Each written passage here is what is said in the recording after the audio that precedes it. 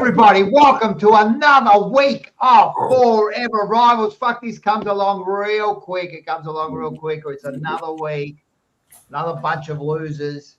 And yeah, everyone, welcome. How we going? I'm going to start with Liam. How you going, mate? You must be on top of the world, mate. Beating West Coast. I was a bit confused there. You said we're a bunch of losers, but I'm actually a winner this week. I'm in the winner's circle. I'm just as shocked as you guys are, but bloody oath, mate. Up the Tigers, that's all. How we doing, fellas? How's Manny, mate? He's in the middle. He's a draw.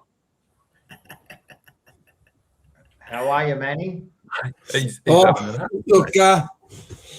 Good evening, everyone. I'm feeling good, Rocco. It's I think it's one of those situations, isn't it? You know, you think you're going to lose by 60 points, and then you think you've got this under control. You think you're going to win this game, and of course, ends up with a draw. And I don't know, that draw just seems to be. It's like you really don't win, you really don't lose. You just basically, it's just. You know, the song doesn't come on, you know, you don't feel like a loser, you don't feel like a winner. I don't know, it just confuses me, mate. But I want to talk about that a little bit later on because I think the draw is bullshit as far as I'm concerned. But, Marco. I reckon the Rocco Moro's got this perfectly for you. Suck shit, it's like wet toast. I think whatever that means. West Coast. What do you mean, whatever that means? You got toast, but it's wet. It's not toast. It's not bread. It's nothing. He's referring to West Coast as wet toast. It's a play on words sort of thing. Well, fair enough. Marco, how are you going, bud? Yeah, good, mate. It's a bit fresh out there this evening, isn't it, boys? A bit frisky out there. I'm not quite sure how the weather is out towards the state there, but good evening, fellas, and good evening to the chat out there. Looking forward for tonight's show. And Liam, what do you think Jez is going to feed you up for, mate, for dinner? What's he got organised? Anything special, mate, for you? What's your favourite steak? Look, he's back home in Perth, but he was one of the first. He was the first person I let know. I was like, hey, who's the man? Who's the man? You know. It's good to see, Manny, that the pies are getting up there for the fans, mate. You know, they should have maybe just. I like that day. See Darcy Moore, or as I call him, fucking Drew Barrymore. Did you see him? He did it for the fans, didn't he? He went up, grabbed him around the neck. That was for the fans, mate. When he was doing it, he was thinking about the fans, man. When he was in there and he's just about to tackle him, he did it for the fans, mate. Well done. Well done. You know, we all make mistakes. And unfortunately, he made a mistake. And, but give him credit, he's a bit rusty. He has missed quite a few games at the moment with his injuries. So, it could have been worse. We could have lost. But, we're not going to sit there and, just look at that one thing. I mean, sure, it made the difference from winning and the draw. But, shit happens. So we've got a couple of people in here. We got Marco, he's here. I thought you were going to have an Eston special guest. Well, we have organised, Saf to come on later on to do the preview, so he's going to join us. But I'm going to warn you that I spoke to him last night and everything's good. I've sent him the link, but I sent him a message a bit earlier and he hasn't responded. So I'm assuming he's going to be on. He's going to jump on the link. So I'm hoping that he is going to jump on the link. But maybe being Essendon supporter, he won't show up. Don't do it to us, mate. He's an Essendon supporter, so I reckon he's not going to be showing up because he's a bit of a loser too. So we'll see how he goes now. But I expect him to come on. So he'll be on a little bit later. We've got all the favourites on here. We got Peter and Richmond the only forever winner this week. Draws don't count. Exactly right. Matula, our favourite Greek. Rocco Moro all the way from Perth. Can't wait for tonight. Well, you don't have to wait. You're here now. All the losers should eat chili and Leon should watch and laugh as they don't win. No, it's only against the rivals that we do that. We're not eating Still chili there. tonight. Bocek, thank you. Thank you very much. Hewitt is back. He is apparently. We'll see tomorrow. Welcome all. We've got Oz.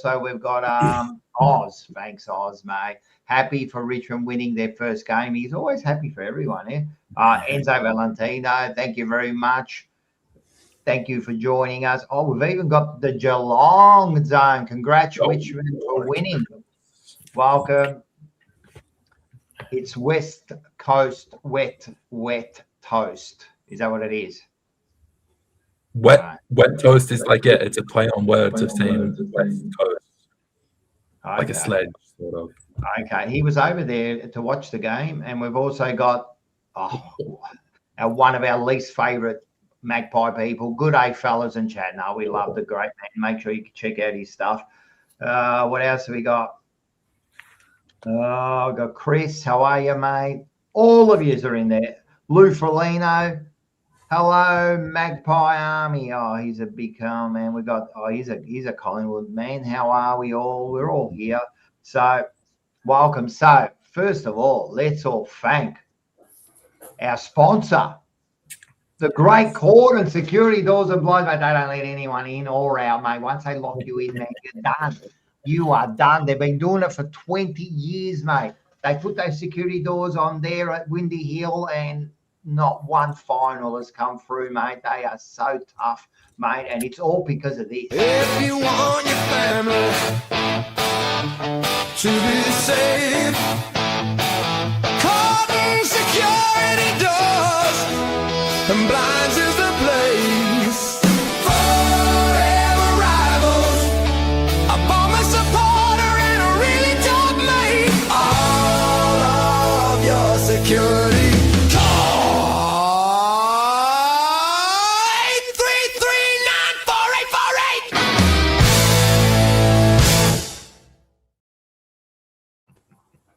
Eight 3394848. Tell us, mate. How do we? And before you go on, go do your little spill. Go for it. Yeah, most certainly. Yeah, give us a call on 83394848. We're still holding on to that 10% discount. So whether you mentioned Fourever Rivals and the Jumper Punch, we're still offering that 10% off. So we're based in the northern suburbs. We are direct manufacturers, and you can search us on Facebook, and obviously follow. We do add security, comfort, and value to your home. So give us a call on 83394848 for a free measure and quote. We did see one of our good friends and sponsor of the show and everything. Evening, everyone. Shout out to Mark. This is from Gorkhan for coming out last week for a quote. Great bomber, man, and even more of a gentleman. Hey, we went down and met the great Gorkhan. Fantastic. It was a pleasure. It was a very, very good pleasure. Bit tricky to get into the estate though, but it was a great pleasure having a chat with him as well. It was nice. Good to see some good Carlton supporters out there. We're all right, mate. We're all out there, man. We're all good people. We've also got all the way from Greece, Essendon Whiteboard 800 BC.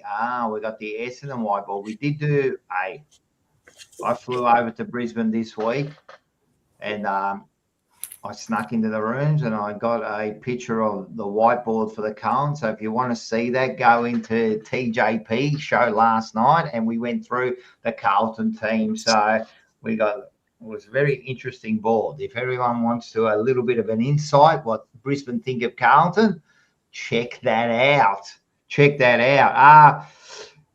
Make sure you get onto our Instagram. Get on there, click it, follow us.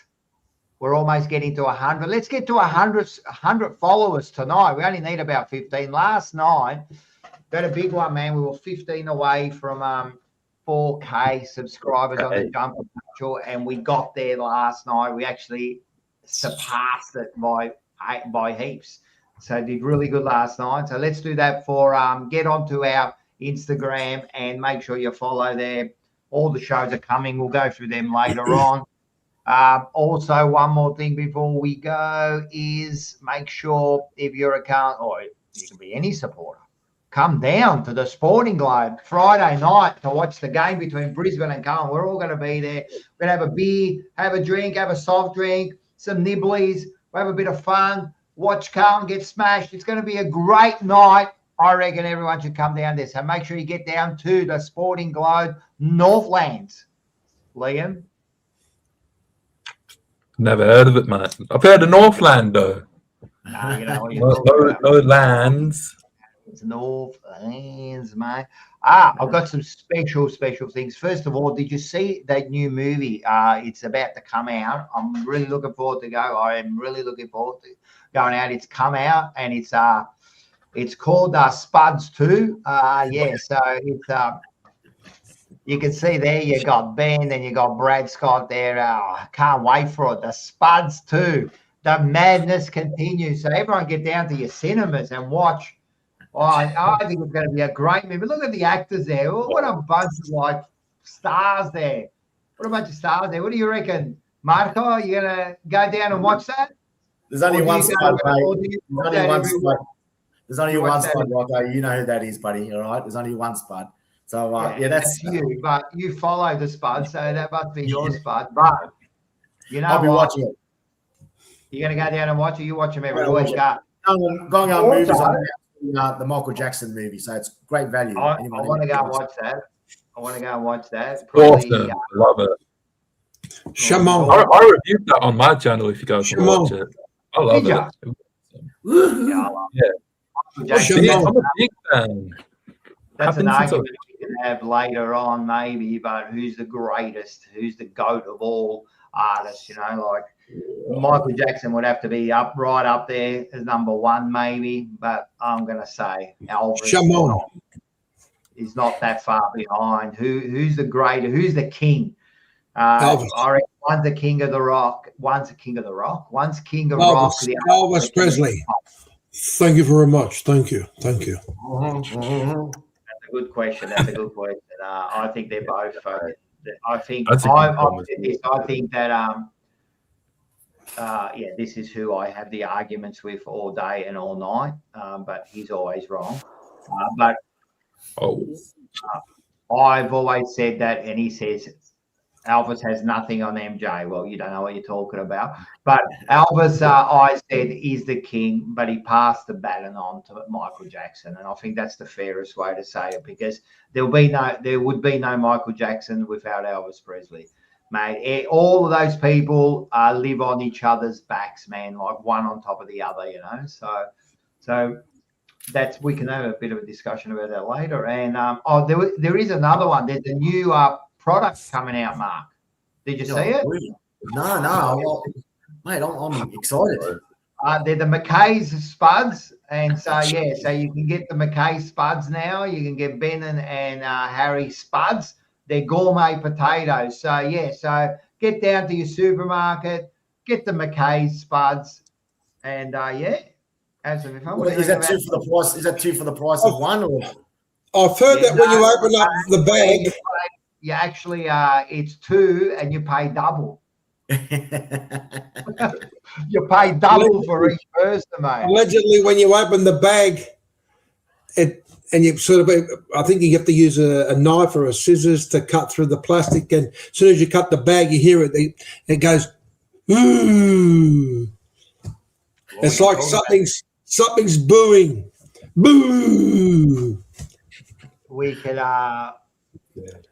we talk about that a little bit later. What's that Manny?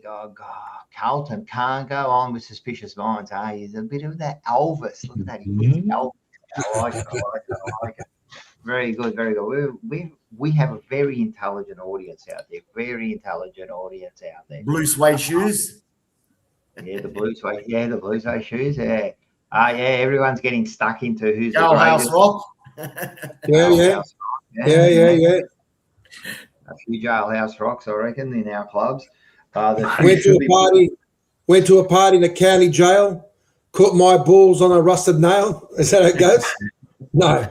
Okay, sorry. He's gone early. Everyone's coming up. All right, let's get into. I reckon we can have. And stay tuned for later on, because we've got the Fourever quiz. Today's quiz is a general sport quiz, and so we're going to see who's the greatest quiz master coming up later coming up later. All right, mate. I reckon it's time to start talking some footy. What do you reckon? Yeah, And I reckon it's time for this.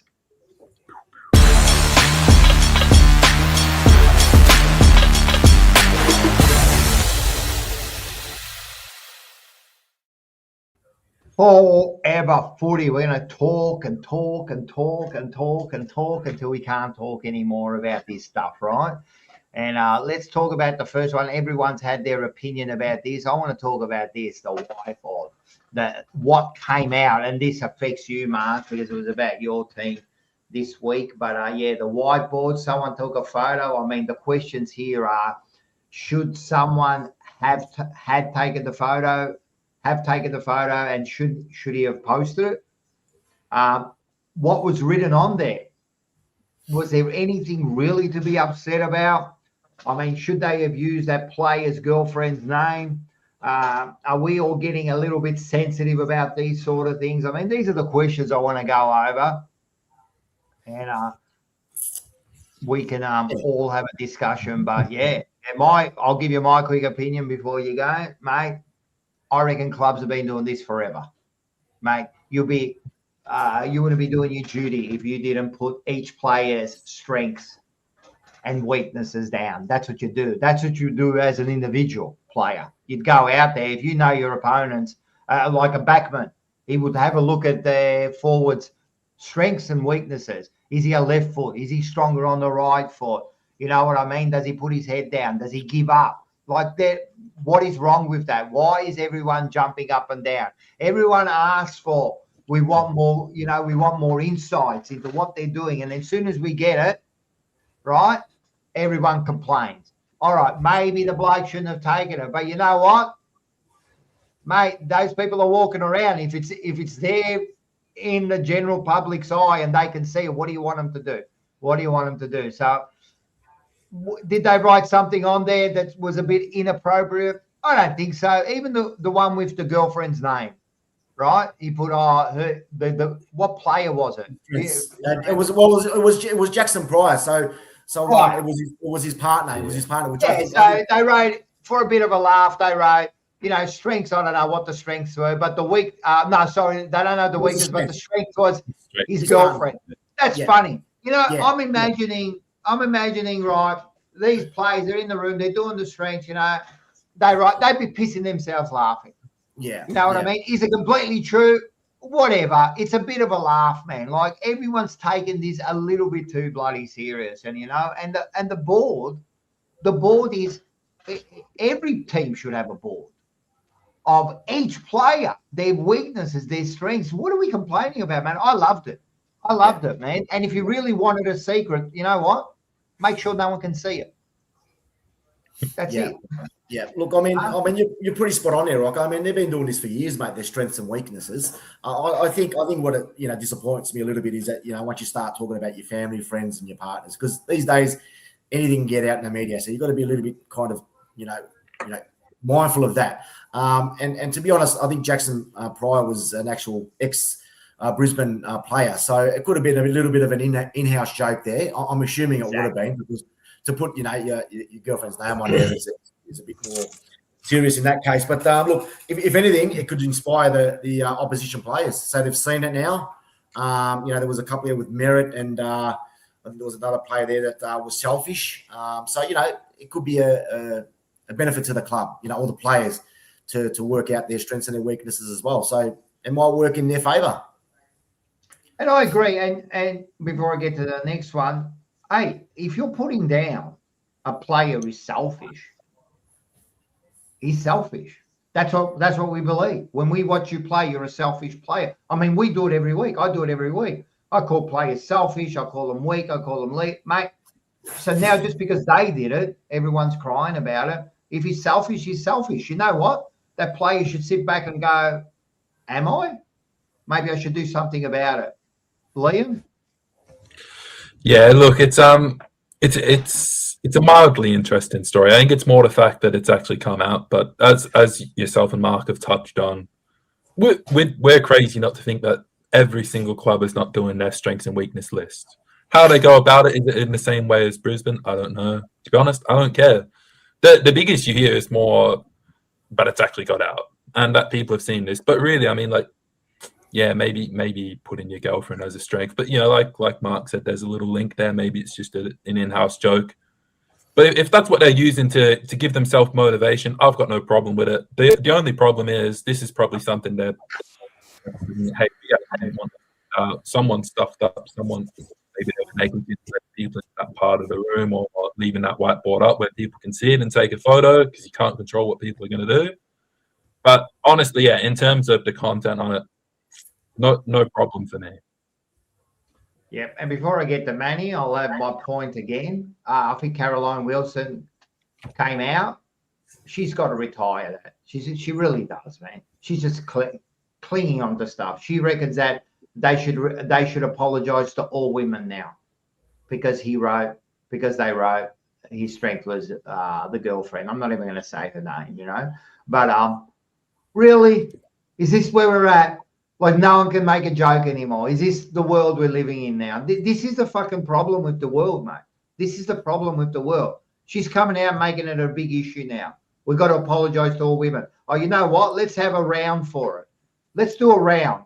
Whiteboard round. Let's do a round. Whiteboard round. We'll do a round where it's about the whiteboard. We'll apologise to all women. We'll wear fucking pink scarves, everyone, and you can have a round for women now for don't put them on whiteboards. Like, seriously, is this where we're at? Or is this where we're at? I don't know what channel she's on, because I don't watch that rubbish anymore, because they got people like Gary Lyon, they got someone like Gary Only Listen to Me Lyon, right? And they've got those other Muppets on there, right, who only say things after they're sure that they're going, because now they're repeating everything we've been saying for like months and months and months. Now they're coming out and saying it. So all you people, no one listens to your shows anymore, right? No one cares about it. They're looking. I can't believe they allowed this woman to even say things like that. Like, seriously, we have to apologise for putting her name on the whiteboard. Are we serious, Manny? Well, Rocco, I think you're 100% with everything you've said, mate. But you certainly took my because I actually was about what's going to say about having a whiteboard round, because now it's become a bit like that now, isn't it? You know. Wow. But you know what? This Bryce player, what's his name? Jackson Bryce. Jackson Pryor. What is it? Pryor. Yeah. Pryor. Okay. Well, you know what? You know what? He should be walking around feeling really, really proud, because you know what? His missus, his girlfriend has obviously grabbed the attention of the other players, and they think, you know what? There's a bloke who's so if they're putting her on the board, you can imagine that the rest of those players, they've probably got average looking missuses or whatever. So you know, men can fantasize. You know, every now and then, you know, they're entitled to a fantasy, but I think. The coach, the Brisbane coach Fagan, I think he's probably bored, you know, and he's sat there and he's talking about, you know, we've allowed them to use our facilities, and they've invaded our privacy. You know what? Let me tell you one thing. I work in a company where I had to sit there and I had to go through a module where it said that the moment I walk out of my office, I need to turn my computer off, because if somebody else walks into my office and sees what's on my computer, right, well, then that becomes my problem, yeah? Now, the moment they've had something on that whiteboard, all right, let me put it to you another way. They know that there's young boys and girls coming in there with their wives, their husbands, the dads, the mums. What if that whiteboard had something on there that was offensive, right? Should Fagan then be apologising to the rest of the supporters and the fans by saying, you know what, we fucked up here? At the end of the day, the moment you invite them in, make sure you do the right thing. Hey, guys, let's remove everything that's got to do with our tactics, anything with what we're planning for the next week against the Spuds, and that's it, all right? Now, you know what? Let me tell you something. It's like anything, all right? You see it, I guarantee you, if anybody was there and saw it, they would take the photo. They would do it. And why wouldn't they do it? And they've done it And look what it's done now. It's created this conversation. It's created this. You know what? Come on, man. Come on. Where's this fucking society coming to? You know what I mean? And then he sits there and says, "Oh, we don't know whether we're going to allow our fans back in there." And this, it's like, mate, you're just a fucking coach. Put your fucking head in. You won 2 premierships. You're just a coach, mate. Come back to earth. We're going to allow the fans in. You don't have control over that, you muppet. Your job is to coach the team. You fucked up. You've left your whiteboard there. Just accept it. Simple. But they don't want to accept that. They want to blame somebody. That's what it is. Let's blame somebody. It's I think it's a media beat up, to tell you the truth. Right? No, and did Fagan write her name on there? Probably not. Probably the players did it for a bit of a laugh. You know, and as Mark said, I forgot that he had played for Brisbane. So it even makes more sense now. It's like, you know someone personally, so you have a bit of a laugh at her, you know what I mean? Yeah, they probably figure, mate, you're batting above your average there, mate, you know, like, and it's always a bit of a laugh, you know. We say it to each other, you know what I mean? You go, hey, mate, you're batting above your average there, man, and we take it as a compliment. We go, oh, yeah, I did all right, you know. For an ugly bloke, mate, I did all right, man. I'm doing all right, you know. So it's a bit of fun, but they did take it out of context. I love this bloke. Oh, you know how much I think this bloke is a superstar because he says it as it is, man. Manny Costco, what a star. His only fault is following Collingwood, but my whiteboard, Darcy Les, softest Collingwood captain in history. There you go. Look at him. He can say it. He follows Collingwood. He says it, man. No one's going to bloody cry. But you know what? He puts out that comment like what we do. And guess what? There's going to be like 100 people crying. Oh, no, he's not. Shut up. Like, it's just our opinion, man. You don't have to listen. You don't have to comment. You don't have to get back to us. Get out of here, man. So I love that kind of shit, man. Maybe we should use a blackboard instead of the whiteboard. You're wrong. Sorry, Mark? Maybe we should use a blackboard instead of the whiteboard. Maybe the old blackboard. Remember the blackboard with the chalk, man? We used to do the chalk. And when we were in primary school, right, you could get the bloody, if you were the one to go and clean the dusters outside, mate, that was your job, man. It was the best, man, because you got to go outside. You got to throw the fucking dusters at the wall, man, to like take all the dust out of them, you know? So mate, they're good times. They're good times, man. Listen, before we go on, look, there's been a lot of questions about Carlton, and I'm noticing here people been saying trade Wiedering. We said it last night. Should Cribs go? Look, save those questions for later, right? Because I do, mate, when it's the Carlton, mate, if you all want to ask me that question about Wiedering, and mate, happy to go through it, but I don't want to, they were good questions, but I don't want to waste them right now and then forget about them. So the people who wrote them, definitely later on, we'll talk about that shit, and I'm sure we'll talk about other shit too. Magpie, Army Chronicles, that's why shows like this are better than the mainstream footy. And that's not only my show, your show too, man. I like what you do, mate. That's right, man, because we just talk like we're talking when we're with our mates, right? That's all we're doing, man. We're just talking. Right. Some of a right, some overboard. But people go overboard, man. They just lose the plot, man. If you say something like, relax, bro, man, whatever. You know what I mean? So, no, that's right, man. And that's why social media is slowly taking over. At least they know it's not scripted. You know, all those shows now on the main TVs, man, they all feel like scripted. You know, they've got to toe a line. If you can't, I bet you most of the things, I can't say that because then the sponsors aren't going to be happy, you know. So we don't give a shit because all our sponsors are on board, man. They love it. So we can say whatever we want, man. So yeah, so that's 100%, man. We'll move on about the whiteboard. I just thought we brought up, I thought it was a bit of a laugh, you know. Also remind me, I didn't put it down here, but I'm going to put it down here for the Essendon. Where's the Essendon? Boo. Essendon. We'll talk about the booing. I want to talk about that later, but I just want to keep on topic for now. But we definitely want to talk about that later. All right. Bocheck's having a go at what happened to Hume Man. Big game this week too. They must be talking about the local soccer with Preston and all that, because apparently they were against Bo's a big Preston. I'm pretty sure he's a big Preston man. So all right, let's go to the next one. I want to definitely talk about this one here. And this is the draft. So there's been some changes to the draft, right? Some changes. Do we agree? Do we disagree? They made it hard, but was it taken too soon? You know what I mean? Our team's going to benefit. Greg Swan, when he was at Brisbane, he was allowed to take any player he wants. He's come to the AFL, and now he's changed the rules when he's not at Brisbane anymore.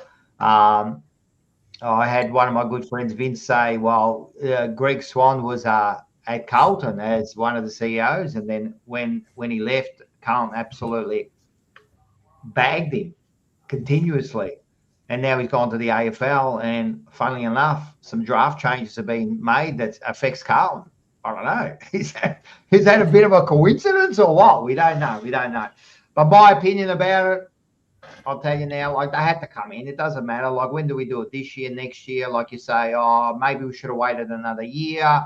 You know what I mean? But then what happens next year? Then another team's involved with their father and son. So when do we wait? Should they maybe said they were going to do the rule, but like a bit of a grandfather period where you wait a couple of years because teams have already been like working on this for 2 years, and then all of a sudden you go, no, everything's different, you know? But as far as the rule changes go, we're kind of in a lucky position. We've got Cody Walker, who's looks like he's going to be a really good player. He killed it on the weekend again. So we're in a lucky position because we're going to get a low pick anyway.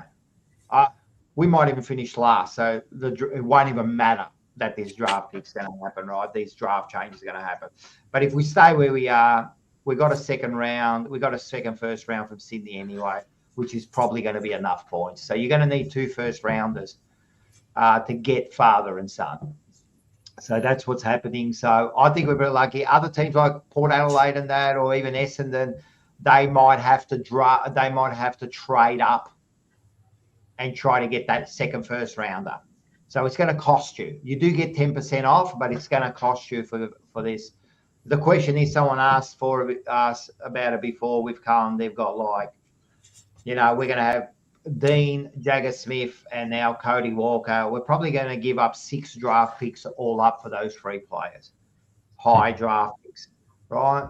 The question is it worth it? But who knows?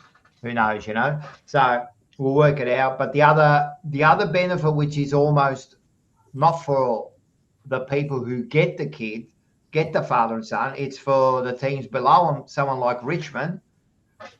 They could bid more on Cody Walker, knowing that they won't get him, right? But just because they bid on him, right, not only it makes Carlton use like higher numbers to get the pick, right? Forget about that. They automatically get an extra pick after the first round. So Richmond will now bid for any father and son, because once they bid for him, they will get that extra pick, right? I think that's unfair because they don't even have to want him. They don't even have to want him. They just have to bid for him, and they'll get an extra pick. So right now, I don't know what you got like, say, pick 1. I think you might even have pick 19, which will be the first pick in the second round, but then you'll get pick 20.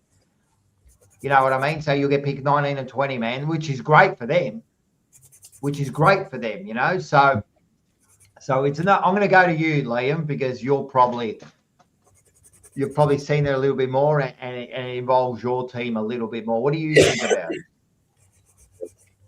Yeah, look, you're spot on. It's and this comment that you've put up, it's exactly this. It's we're trying to fix out the inequalities and make it less of a compromised draft. But I'm not sure it's really doing that, and it's bringing things like tanking back into play. Because really, that's the way the season's going. We got Black and But White it is United. true. We got Black and White United, who says that the Swan, is the forefront, blah blah blah, all that. I kind of agree with you. Then he says, does it encourage tanking? So he's actually. But yeah, that's what I mean. It kind of does, because like what you've just explained, we can go.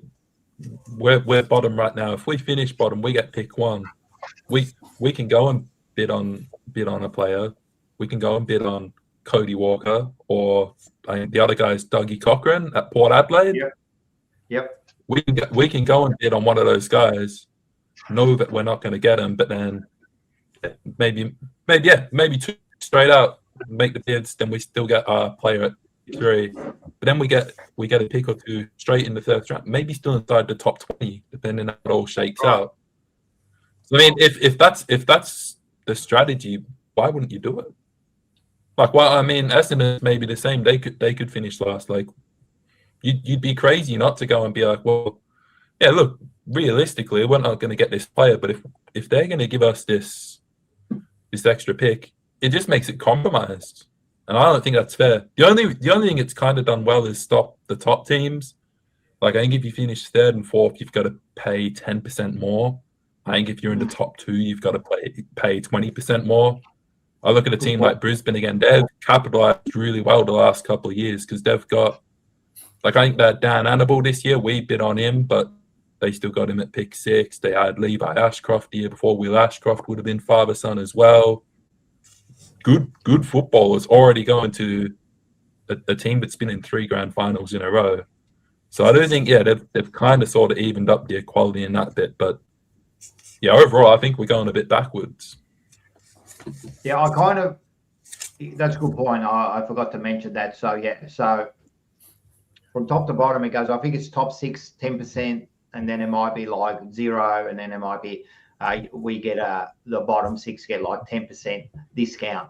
So that's in points. So they're the points. So maybe that's kind of worked out right. Look, I'm going to go to Mark because Mark's been big on this, but you know what? It's probably had to happen. I mean, if you want a father and son and you really want him, I think you should pay for him. You know what I mean? And you should pay for him dearly because it is what it is. You know what I mean? But as far as other teams benefiting from it, like a Richmond or someone that finishes below that team who picks the father and son, I think that's a stupid part of the rule. I think that's stupid. I don't know why Richmond's got a benefit out of it, but it's kind of working, or anyone that follows. It could be Essendon. It could be you blokes who finish at the bottom, you know, so it could be West Coast, you know. But, Mark, I want to hear your opinion because you've always been saying it's unfair. It's unfair. You know, people are picking up father and sons, academy players, and then your picks going from 3 to 6. Yeah. There is some disadvantages in that concept, but I'm going to go left of field here. I'm going to look at it and look at it in this perspective. Why isn't just the father and son in the academy? They automatically just go to that club. Well, why do they have to go into the draft? I think because no. Before you go on, Mark, it's one of those things the AFL does that's unique, right? And everyone wants to see like a famous name back at your club. So I think it's a great. I think it's a great thing. So why go into a draft? Why have these 10%? I'm the only one that offers 10% discounts, mate. Nobody else, right? So why is it at the end of the day? Now you're talking about draft picks. You lose this one. You only got minimum of 2 drafts. But if it's a father and son, that father has played for your club, right? So he's obviously got some skills, and regardless of what number he is in the draft, an estimate number 1 or number 10, he just automatically goes to your club. As all teams got academies, has every club got an academy? No. Okay. All right. So that could be a downfall because I thought if every club's got an academy, then those academy players automatically just go to your club, mate. It's just simple. And the rest of the comp, or the rest of the kids out in the comp, go with the normal draft. Yeah, but what about in your draft? So you get your player, then are you still in the draft? Well, in the draft, do you get how many players you get in the draft? 5, 6? It's about 5 or 6 picks, yeah. Okay, so you've got say 2 players that are coming through the father and son. Look, we've got Buick coming through now, right? So at the end of the day, you shouldn't rely on what number he is. Number 1 or is he number 5? Who gets to choose that? But just say your first pick is just say you finish on top of the ladder, right? Which you never will, and it was 20 years ago. But let's say you finish on top of the ladder, right? And just say then you get that's pick 18, right? In an overall, you get pick 18 in the normal draft, right? Yep. But then you're coming up and the number one draft pick, which is a father and son, like for example, Cody Walker's probably going to go number one, right? Yep. So, but you finished 18, so you reckon you should just be able to get that pick there? Yes, correct.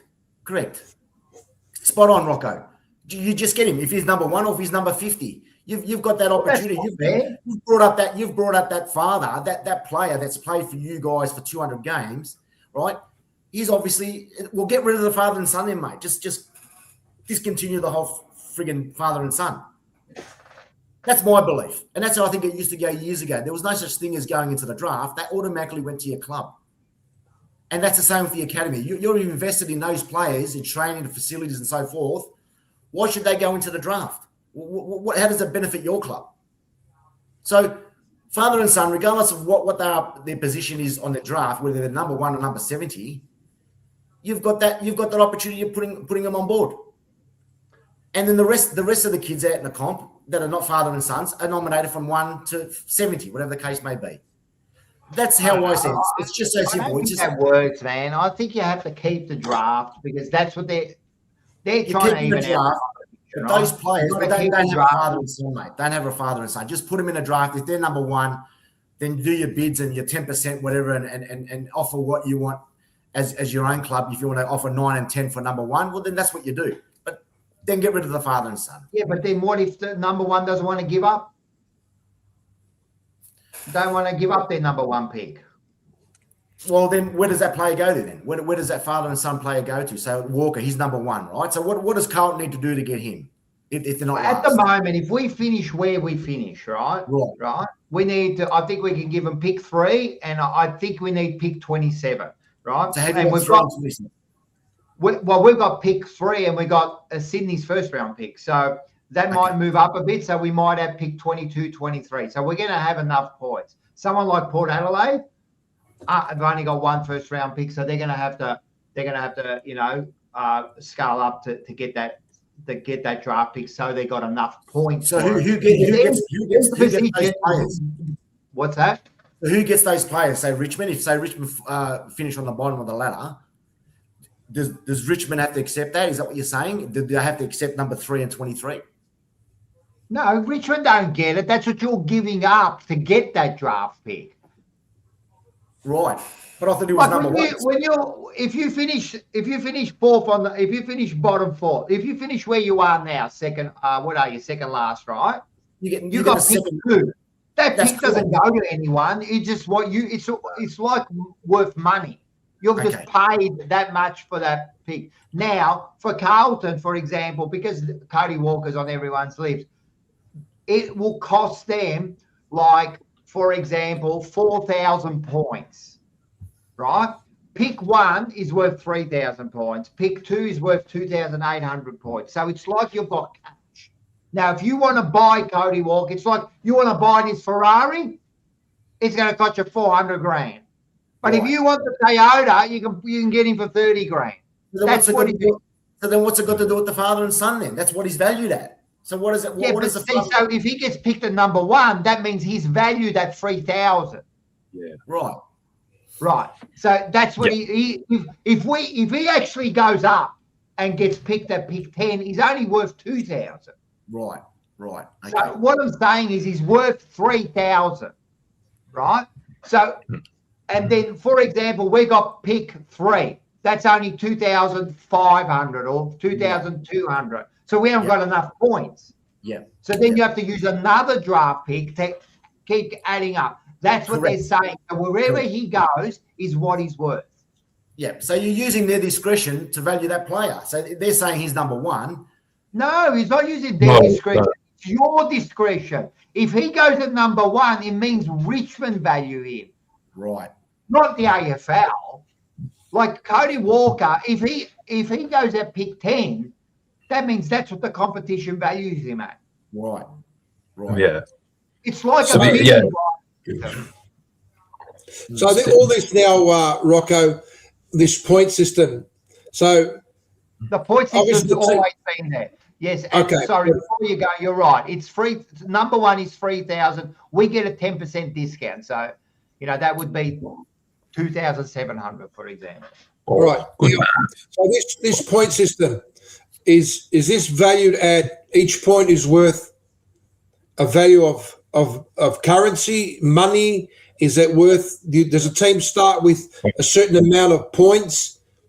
Because this is where I'm trying to understand this. Go, Liam. I'm gonna. No, because it's starting to do my head in because this isn't too hard, right? It should be very simple. But you know what? I always say when I answer these questions, because you don't get what's going on. Maybe there's people out there that also don't understand what's going on. So we're helping them out too. Liam, explain to us how this works.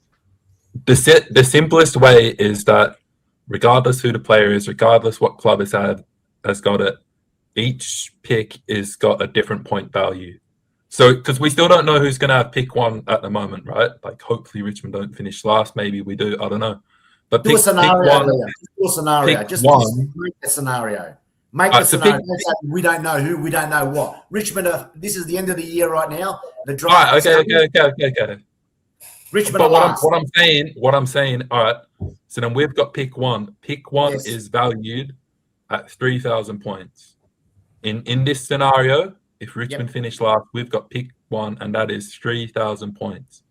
Yep. So what will happen is if Richmond go and select Cody Walker at pick one, then if Carlton choose to match our bid, they need to effectively trade in 3,000 points worth of their picks. So if you're saying, so Carlton are what's third last at the moment, pick three. What's that value now? 2,500. Is that what you're saying? Yeah. So let's say I think that's right. Something like that. Okay. So then there's 2,500 points. So they've got to find another 500 points from another pick. So maybe say like pick 20 or something is worth 500 points. Something like that. 2,700 points, right? Yeah. Yeah, so that's basically it. It's like each pick has got a value. So if we go with pick one that's worth 3,000, if Carlton wants to match it, they need to come with that certain amount of currency, and all the picks that they've got compiled have a certain value. A certain value.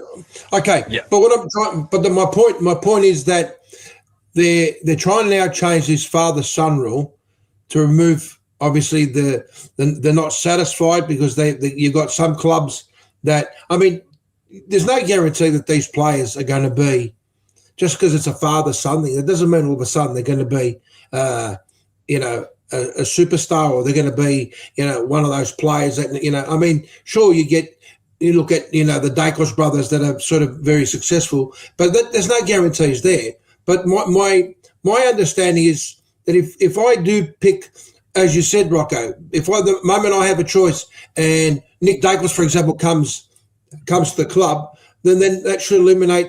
I've already had that one pick, so I shouldn't have that choice for the next pick. Is that right? You don't get it. First of all, before everyone said that's right. The change this year is when you got Dacos, for example, right? You need whatever pick, right? Listen to me. Whatever pick you get, you don't have to pay for it. Like Richmond have got pick at the moment, right? We'll just go with the ladder as it is now, right? Yeah. Richmond have got pick one. Right. They get the first pick of the draft. They don't have to pay anything. It's not like they've got to give anything, right? No. Essendon get pick two. Yes. Carlton get pick three, right? And say West Coast pick four. That's what it is at the moment. You get those picks. No one's taking those picks away from you. Right. But with the father and son, right, what they're saying is if you want Cody Walker, right, and he goes at pick one, then the points come in. Right. Then they go, pick one is worth 3,000 points. Take away your 10%, it's worth 2,700 points. You must now give up that many points in your draft to get him. Right? Because what you've done now is you're at a higher level, like you're 5th, 6th, 10th on the ladder, but you won the number one draft pick. So what you were saying, Mark, won't work, because that's not fair. Why should you get the father and son, right? Because you finish fucking on top of the ladder and you just get him because he just happens to have the same fucking genes as his dad. No, it doesn't work like that. What they're saying is We agree that he should come to your club, but you have to pay some sort of price for it. The old system, like with the Dacos and the Ashcrofts, right, for example, right, which are the two, and Black and White's right, them two, the two kids, and why these changes are happening, right? Because when you picked up Dacos, you could give up pick 20, pick 54, pick 76, picks that don't count, and add up all your points, right, to get that value, right? So now they're saying, wait, that's too easy. That's not fair. Yeah. So say, for instance, now Ashcroft you still get your lower picks, but So you say, can for use instance- up all your shit picks to Yeah, get so it say done. What they're Ash- saying now is you have to use your first 2 rounds. You can Okay, only so- use 2 first rounds. So Ashcroft now is You're number gonna have one. to pay for it. Yeah, so Ashcroft now is number one, right? Okay. He's 3,000 points and all that, less his discount, whatever the case may be. Now that's a father and son to Brisbane, obviously, right? That's already happened. Right, that's already happened. But what if it's happening this year? Just say, for instance, it's a higher top, it's a top club, a top 4 club, right? Let's say whatever. Yeah, so Ashcroft. That makes it easier for me to kind of comprehend it. Yeah. So he's at number one. Now Brisbane want him. How would they be able to get him across? Would they have to trade some of their gun players, like say a Lockie Neal and a Bailey Smith, to get those draft picks in some ways? And that's exactly right. That's what they're saying. They're saying now, right? In the old days, you could just use fucking all your shit picks, right? Now what they're saying is, right, we'll use Brisbane, right? We'll use Brisbane, right, as a thing. They want Ashcroft. Good scenario. They finish on top of the ladder, they got pick 18. So they've only got 1,000 points, for example, right? Yeah. He's 3,000 points. You need 2 first rounders now. So they're going to have to do something. So they're either going to have to give up draft picks, future draft picks, or to trade. get into the draft. So they would probably have to say, they would probably go, right, Essendon, you want Lockie O'Neill? Right, you're going to give us your first pick. Right. And then you give up pick 3, you get fucking Lockie O'Neill, right? They get their pick 3. All of a sudden, they've got enough points to get the player that they want. They're just saying. I actually kind of agree with it. If you want them, you have to pay for it. Yes. You've got to pay You want the for Ferrari? it. You want the Ferrari? You want the Ferrari to work for it. You want the Ferrari? Give me. You want to trade? Give me 10 Mercedes. Don't give me 2 Datsuns. Then you're giving away. Giving away maybe 2 of your own Ferraris. You have to give away. Well, you know what? It's probably the first time that the AFL have perhaps maybe got it right. Kind of. I just don't like the idea about the team getting an extra pick only for picking them, like a Richmond. They could just nominate Cody Walker and then they get an extra pick. Right? That in the old days, all it was you can nominate for that player, right? All you got to do then is match those points, right? But then Richmond don't get fucking a present for just nominating him, and that's you too. Just say Richmond. Just say it stays as it is, right? And Richmond just pick up another player, right? Cody Walker's still there.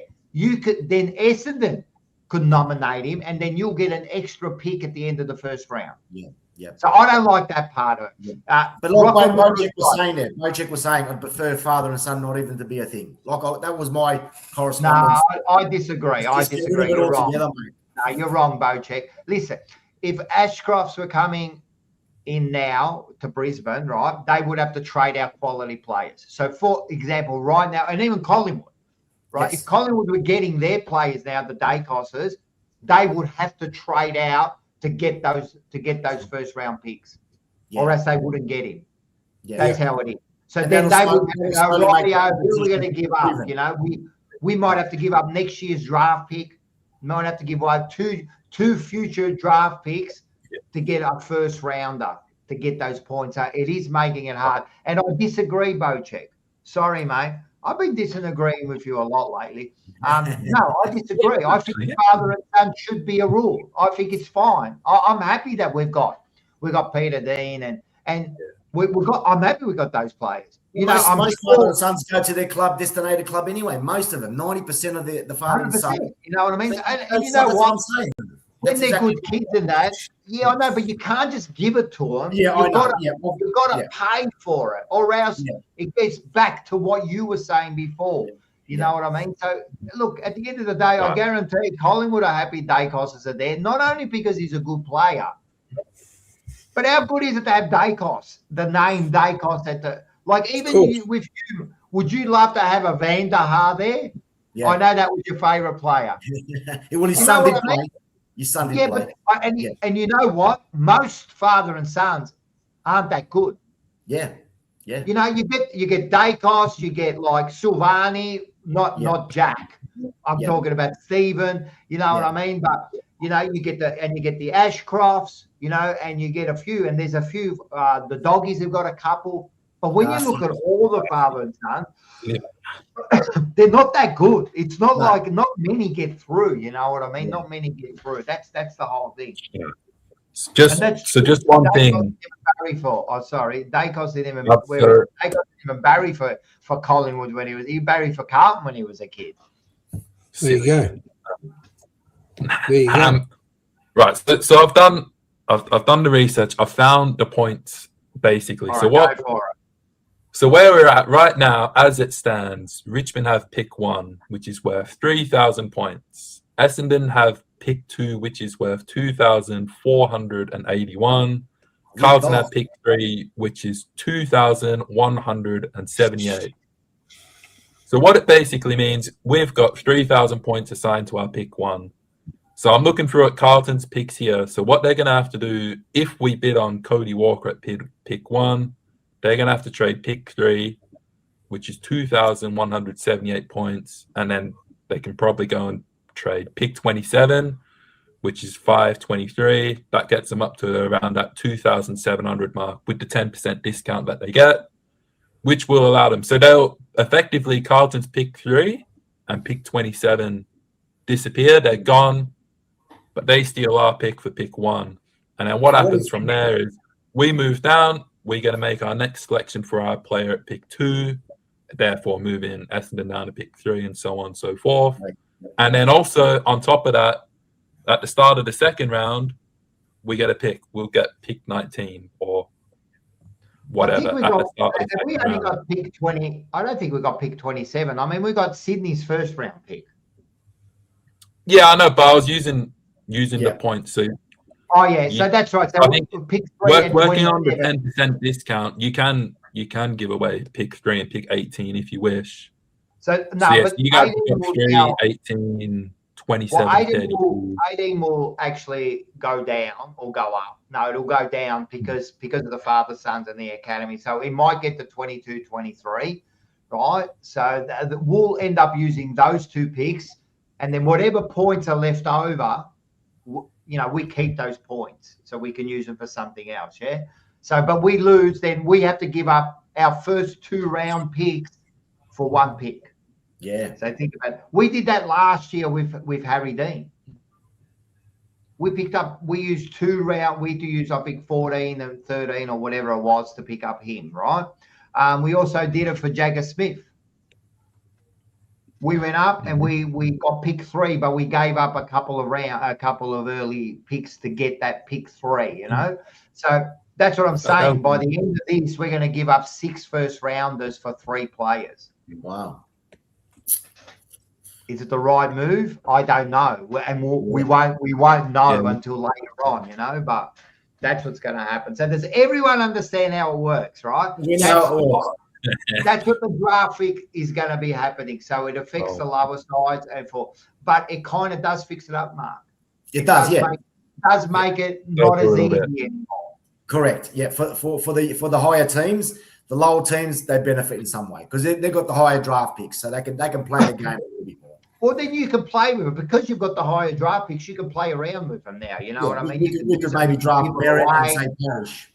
Always, pick 1 is always worth a lot of money because, mate, you know what they might do? They might go, right, for example, if you need a pick 1, another team might go, I want pick 1.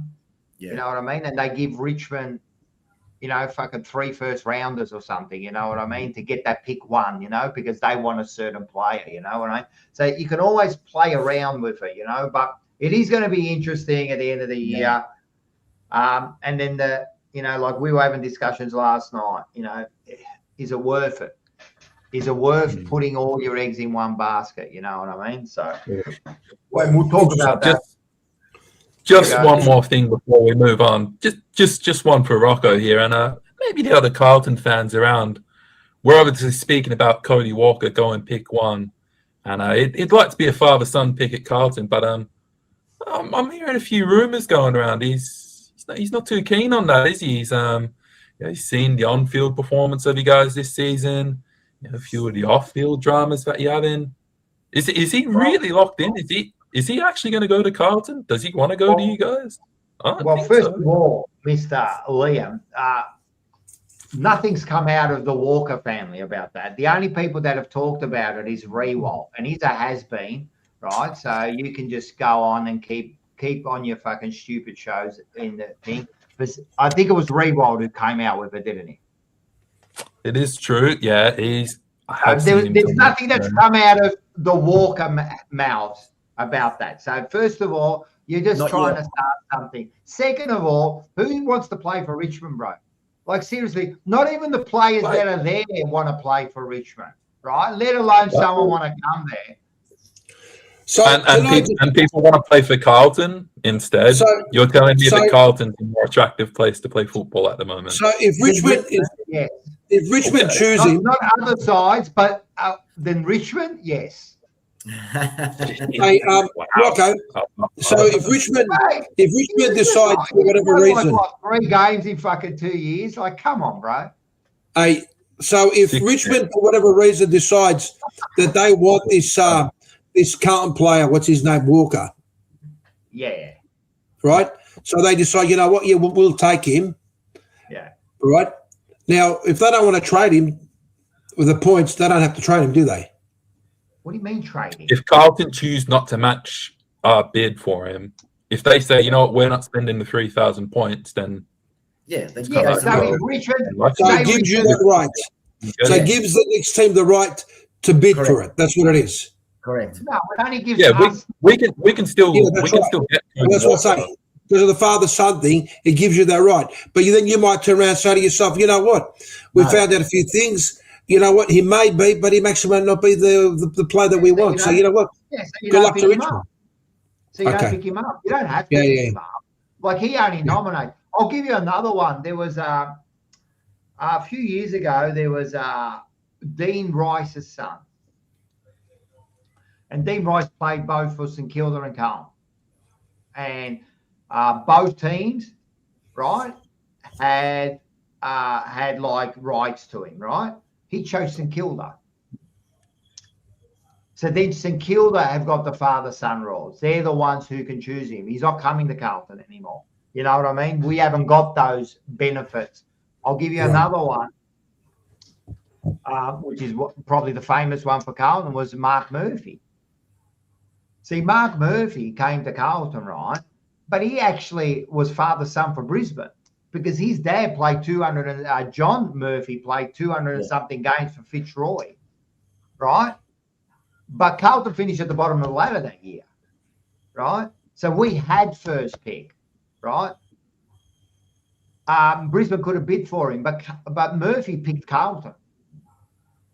Yeah. So you don't have to go to, you don't have to pick up the father and son, or you don't have to go to the father and son. Like if Walker says, I don't want to go to Carlton, then we haven't got that bid anymore. Yeah. You know what I mean? He actually got you actually nominate. You say, I want to go to Carlton. Yes. Yeah. You've got to nominate. He has the choice between us because he's an academy player with Richmond. Yeah, he's also got the choice. So technically, we've both got first right to him. Yes. Shoot. So he can and that's why I'm asking the question, does he really want to choose Carlton or maybe he wants to come to us? No, that's not the question. The question is speculating.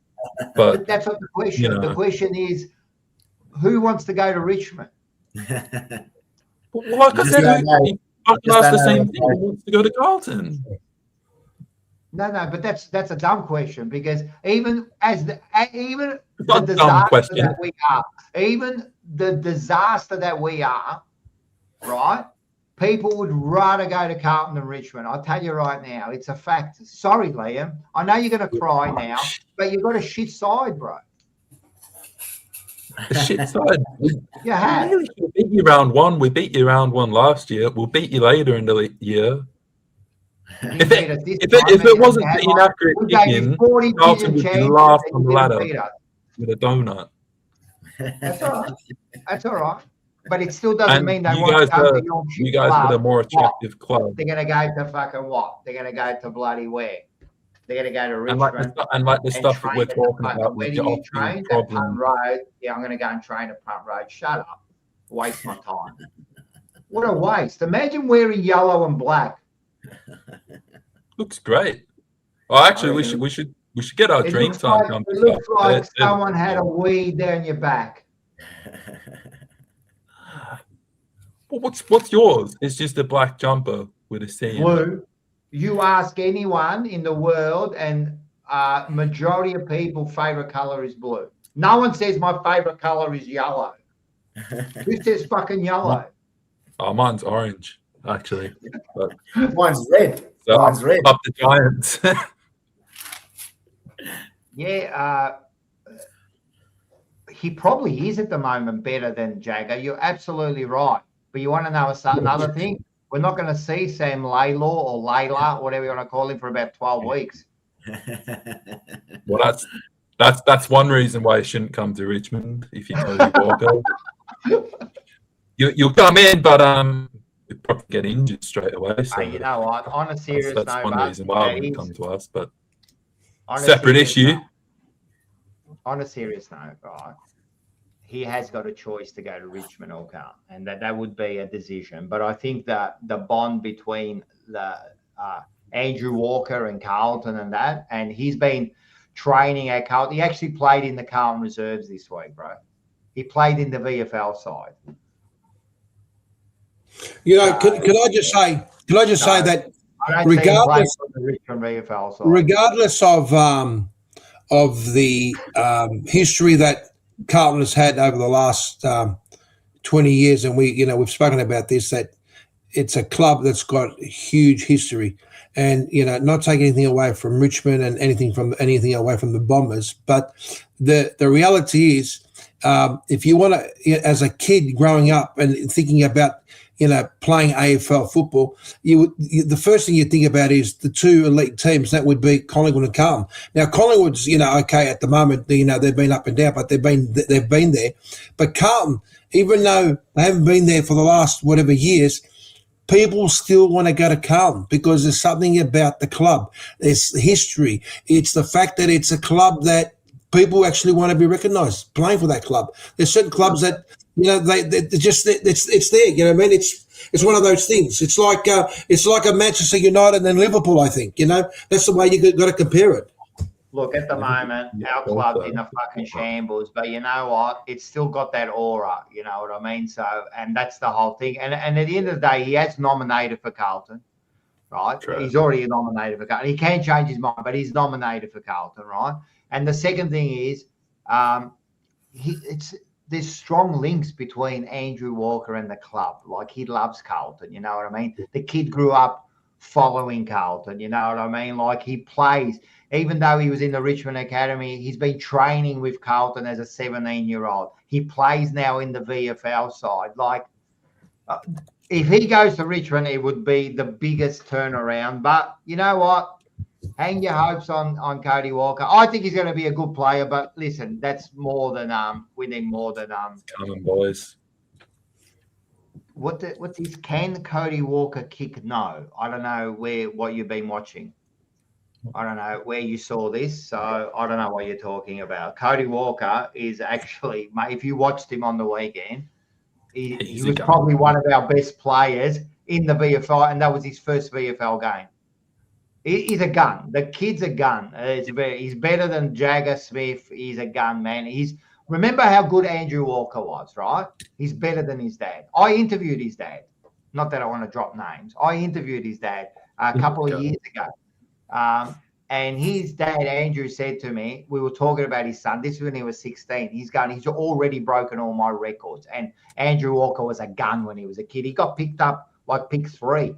Like he was an elite athlete, you know, and he's already broken all his records as a kid, you know. So the kicker, and funnily enough, he looks far out. He looks like his dad. He runs like his dad. He's a bit like, so look. Happy days at Carlton, eh? Happy days at Carlton. I think we're putting too much on this, to tell you the truth. I'm only talking about it because of the draft, right? But I think we're putting too much. We need more than just Andrew or Cody Walker at this club. Let's be serious, man. So what else have we got here? And Matty, as for the Carlton Collingwood supporters, why they got so many supporters? Do you realise that years ago the reason for that is because it was only black and white TV? So probably. that's where a lot of the supporters went to Collingwood and Carlton, because it was just black and white, really, as opposed to. Or maybe because we're winning premiership after premiership. No. It was easy for a lot of the viewers to see. No, I don't think so. I think that's. I know you're trying to be funny, but that joke is. Well, let me tell you history. Hey, listen, before you go, Ty Tiger. That is a true fact, mate. Don't go against me, mate. It's a true fact. Black and white TV, and that's the reason why most of the supporters go for Carlton Collingwood, because it was just easier to look at. Colour TV came around in '77. We won another like 6 or 7 premierships after that. So I don't know what you're talking about. Richmond was hard to tell. The first colour grand final was between Collingwood and North Melbourne. So what you're saying does not make sense, bro. It doesn't make sense. At least get your facts right, Mark. It is a fact. And Tiger, is that one of your mates? No, well, he's a Tiger supporter. Yeah, we are a laughing stock at the moment, but we've still got more aura than Tigers will ever have. Trust me, we're at the bottom of the ladder, and guess who they're talking about? Carlton. They're not talking about Tigers. No one cares about Tigers. Tigers don't sell anything. Don't sell newspapers. Nothing wants to talk about the Tigers, man. No one wants to talk about. Everyone wants to talk about Carlton and Collingwood. You know, even Essendon maybe a little bit, but I'm telling you, man, you can all say whatever you want. We are shit. We are absolutely rubbish. We're all shit, mate. We are shit. We are shit, and still they talk about us every single fucking day, mate. I don't know if I'm going on Mark's stuff. If you're going on people my age, I've never seen Carlton win a premiership. You guys won in '95. I wasn't alive then, so. Maybe that's why certain teams like Richmond have more of an aura at the moment, because they've actually seen us achieve a thing or 2 or 3. What aura? You won your flags, and then everyone forgot about you like a bad Well, I'm saying, like, for people my age or younger generations, not you old fellas. You're right. For people your age, but no one cares about your fucking Gen Z, whatever generation you are. No one cares, man, about your opinion. Nothing. Zero. Okay. No, maybe you do. Well, you do. Just remember, my opinion. My Manny's world. We were right, man. We had the best world in the world. You just stuffed everything up, man. You don't even know what gender you are anymore. Oh, gee. I'm not. We only had 2 genders. Now you got like 48 of them. You don't even know what gender you are anymore, and you're trying to compare yourself to us. Going down that one. Yeah. Well, Liam, you don't have to go down anything, mate. You're either born with a cock or you're born with something else. And if it's not a cock, you're a woman. If you go to what the other thing, then you're not as simple as that.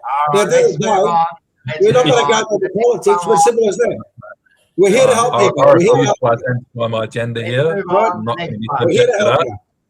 Yeah. The next one. Let's move on. To draw or not to draw.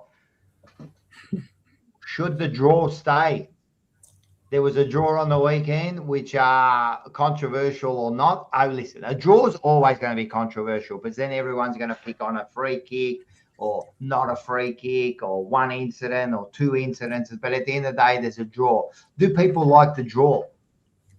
I personally don't. I think we moved past that.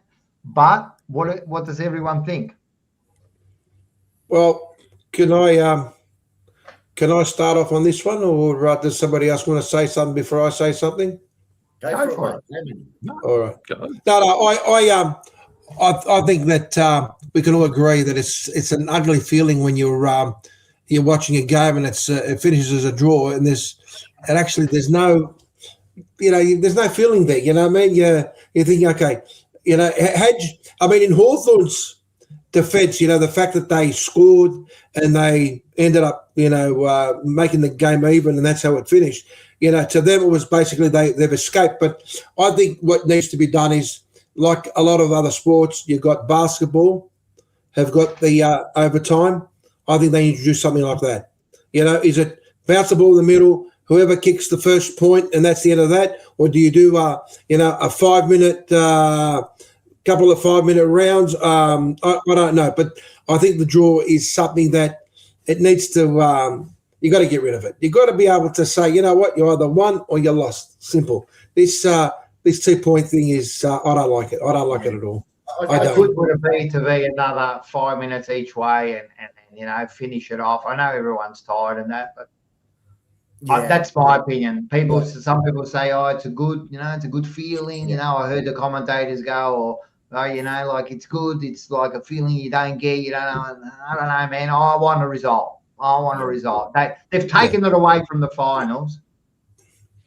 You know what I mean? So why not?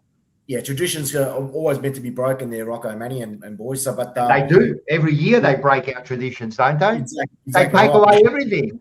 That's right. The bounce, mate. They took away the bounce, and that was crucial to our game. But I do believe that there should be a result. I mean, it's not like soccer. Soccer, we get draws all the time. So I can understand the concept of soccer being a nil or draw, and which again doesn't surprise me why they don't change that as well. But obviously there's only maybe one game a year that there's a draw in the AFL. So and to have those 2 points, it fucks up the whole ladder as well. You know what I mean? Like 2 points doesn't justify anything. So yeah, get rid of it, scrap it. I believe that it should be at least 2 or 3 minutes. Change of ends would be the best way of going about it. None of this first 3 minutes. I reckon 3 minutes on each end because you've got to have both sides. 3 minutes each end. I think you do because there could be win conditions and so forth. So and then after that, right? If it's still a draw, have a kickoff. No. I would first goal wins, not point. Yeah. I would say first goal wins. No, but then what if someone kicks a point? Yeah. Yeah. What if someone kicks 7 points? I don't know. There would have to be something worked out, but I'm not sure. Hey, Manny, mate, he's on fire here, mate. Lucky there was no extra time. More would have fucked us up completely. And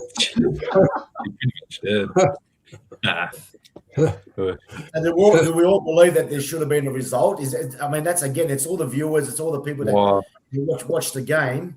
Should we just have a result? Why can't they change that rule? They change so many rules. And you know what? I reckon eventually they will.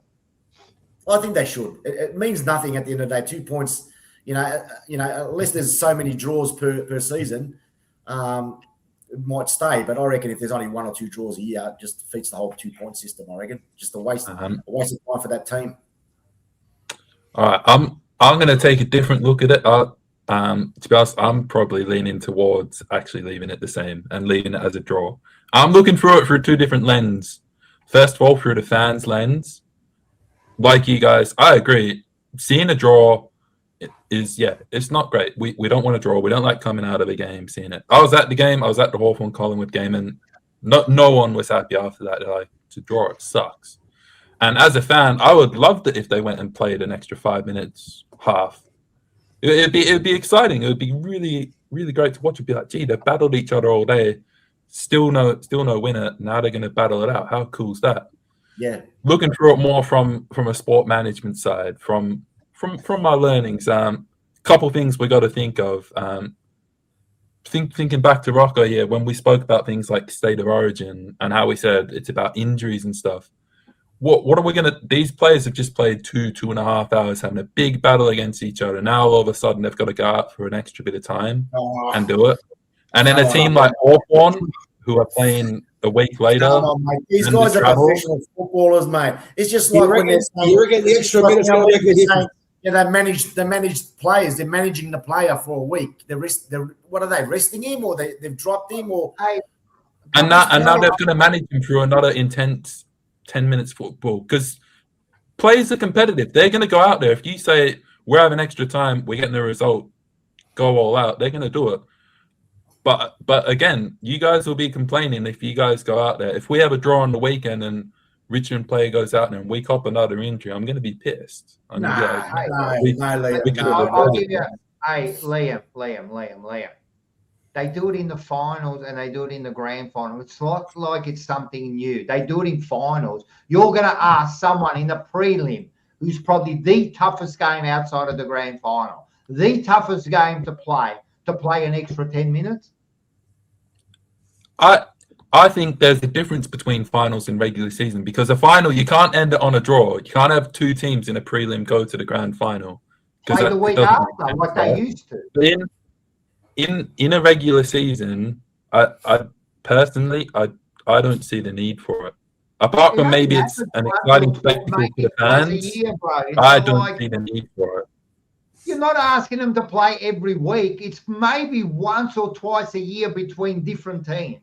They've got to play an extra, I'm saying 3 minutes, maybe play an extra, like all up 6 or 7 minutes. Yeah. That's what they've got to do, right? Yeah. What you do is you give them a 5-minute break, right? You give them 5-minute breaks between the two changes, right? You give them an extra 10 fucking interchanges so they can bloody bring on the players. Like, seriously, now they can't play an extra 5 minutes. Are we serious here? Yeah. Come on, bro. To be honest, right? They do it in finals, mate. Okay. I get it. But finals and regular season is different. Like I said, you have to have a winner in a final. In the regular season, I don't think that it's worth it.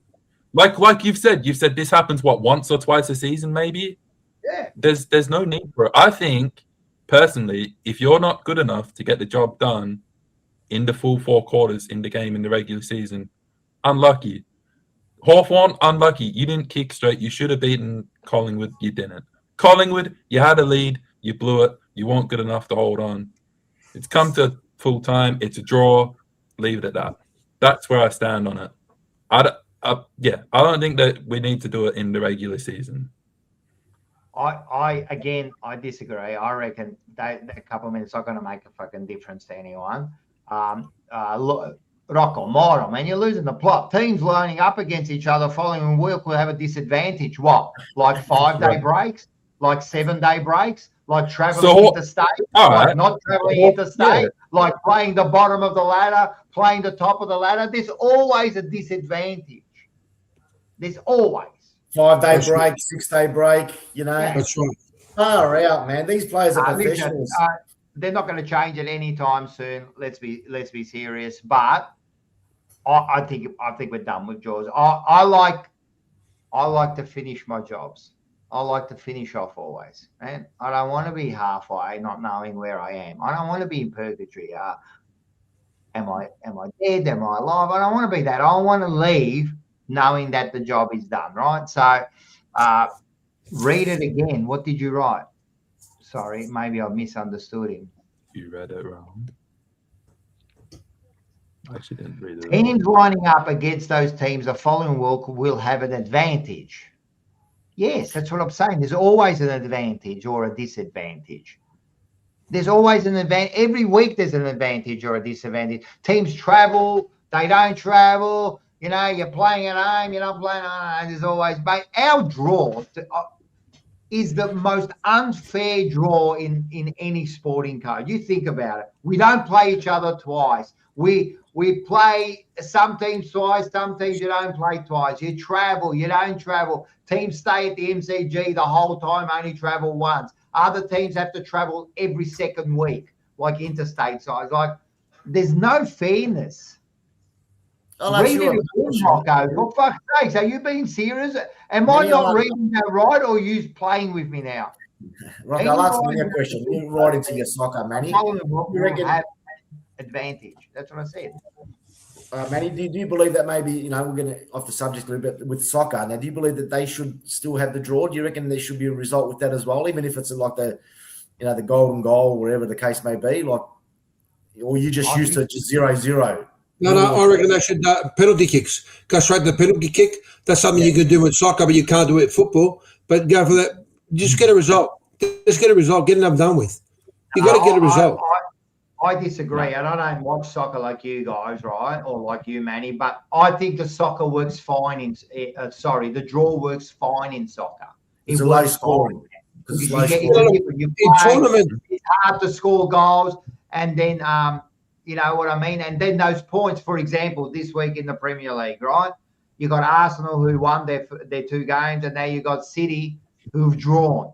They get their 1 point. You know what I mean? Like I think it's different in soccer. And then when you get the finals or semi-finals and that, and then you've got because you need a result, right?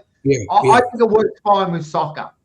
Yeah. I don't think it works fine with footy. That's all. That's my opinion. I might be wrong. A 50 No, metre you're right, shootout. okay. I would love to see that. I would love to see get fucking 5 players from the 50 and have a go. I would love to imagine the crowd would go wild for that, man. It'll be Does sick, the opposition team pick the players, or does the team pick the No, do you pick the players? You got to pick your own players. Come on, Marco. You got to pick your own players. Seriously. I reckon that's a good idea. That's a fun idea. Interesting. I'm sorry, boys. I'm against you. I don't see the need for it. I don't think it needs to be done. I think if you're not good enough to win the game after 4 quarters, suck it up. Fair enough. If it's finals and you absolutely have to have a winner, fine, do it. But if we had to pick the opposition, they'd pick Mackay straight away, man. You know he's going to kick it out on the floor, right? He's fucked. We're done.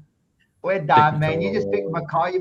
You pick Cripps. He can't kick a goal. That bloke will miss straight away. Well, a couple of weeks ago, you could have picked Elijah.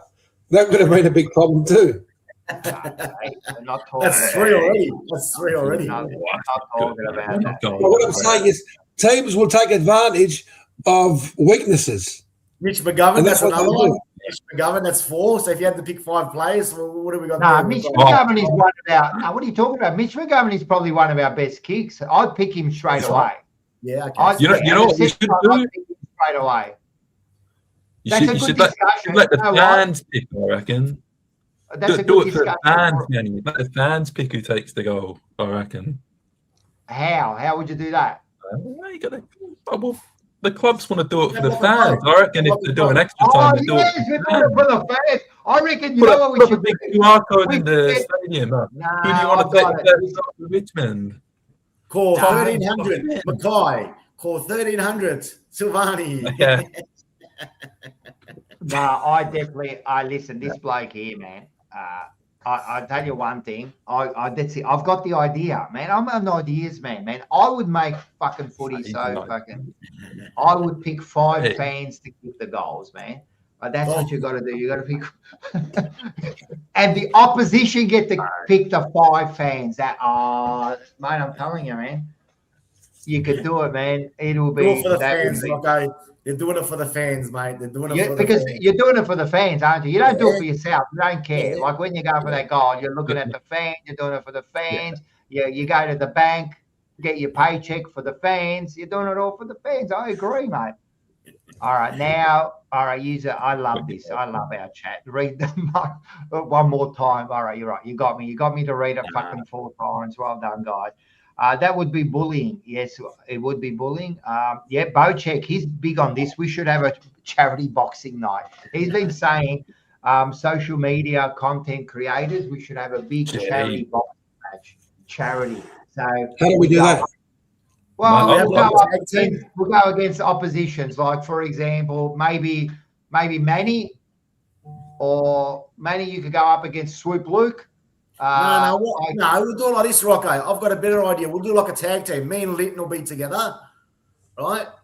Well, get that. What are you getting, Lyndon? Hang on. No, Yeah, but that's a good one. If I go up against you, straight away. I'll go with Lyndon. hey Rocco, who would I have to go up against? Swoop Probably Luke. go up against Swoop Luke. You go up Would I against have to Swoop be- Luke. would I have to be on my Manny knees? We get Liam to go up against, say. Hey Rocco, would I have to be on my knees? Oh, relax, bro. Relax, bro. We don't want to be doing that sort of shit. All right, let's go to the next one. Let's Hang on, go like to the I next said, like I say that I'm only 5'1". Let's go to the next one. The next one is, mate, we've got to quickly get through these because, mate, we are flying. It's getting out of hand. These umpires are really losing the plot. I don't know, mate. We had Swan come out last week saying, "Oh, you know, mate, it's never been better." And that, man, every week, man, there's a new one. There's a new one every week, mate. Now, did they overturn the one that went over the post? Was that this week? I don't even know anymore. Was that this week, Liam? The one that went over the post, they overturned it, or was that last week? I thought that was last week, was it? Yeah. Was that last week? All right. So this one here, we'll go to a couple of them. I think side bottom got a free kick that the player ran into the protected area, and there was actually a post that come out and they measured it, and it was 8 meters. So it wasn't even in the 5 meter area. So they're just making these stupid decisions now. Same thing with deliberate out of bounds, man. Umpires now, they've lost all confidence, the goal umpires.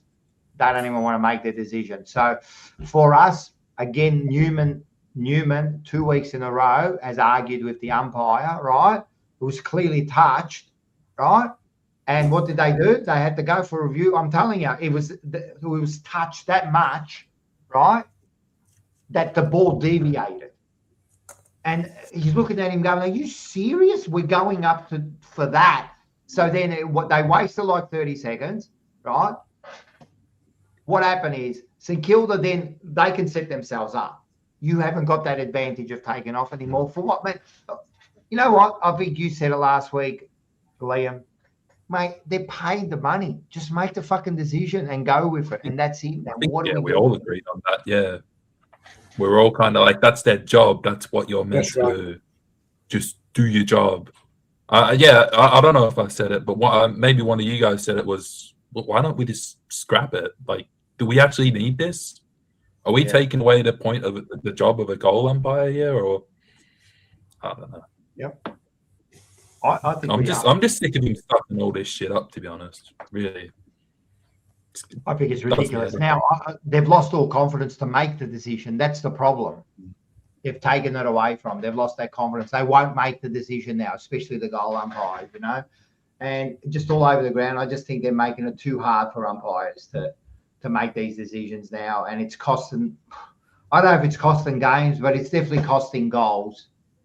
It's definitely costing goals, especially this 50 metre.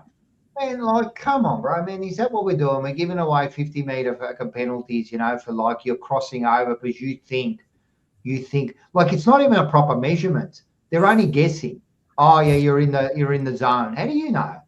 Like it proved it the other day, you know, like and then also like I don't know, man, that decision where it was a Frampton who got caught by man, that should have been a free kick, you know what I mean? Like, and I'm not just picking on that one there, but I'm saying throughout the game, right?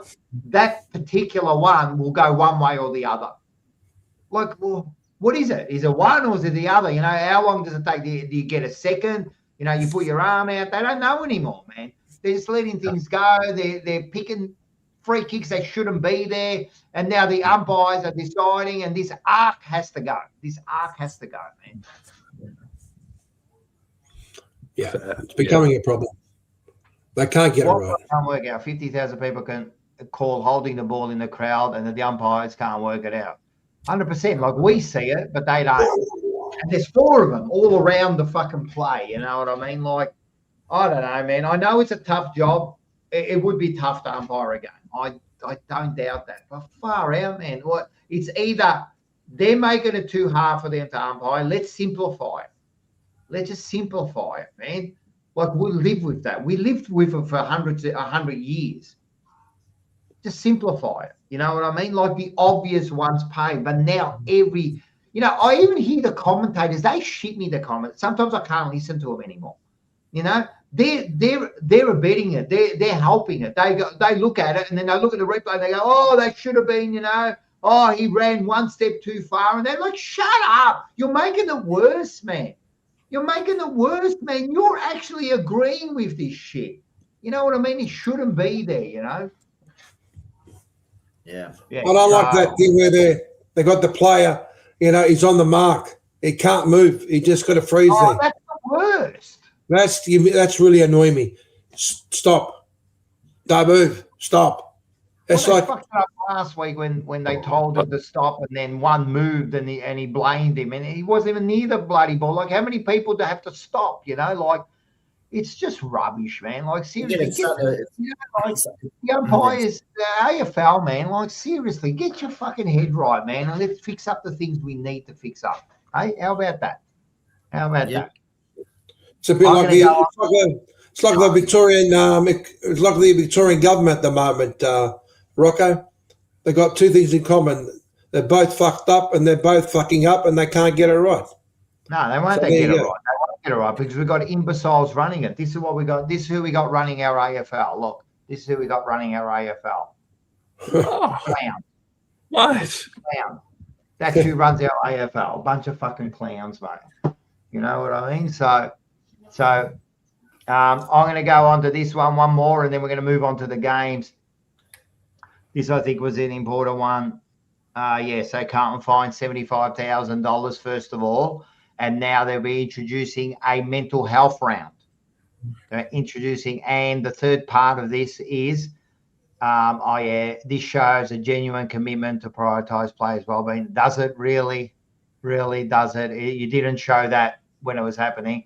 The third part of that is that all teams now must have a full-time psychologist. Is that right, Liam?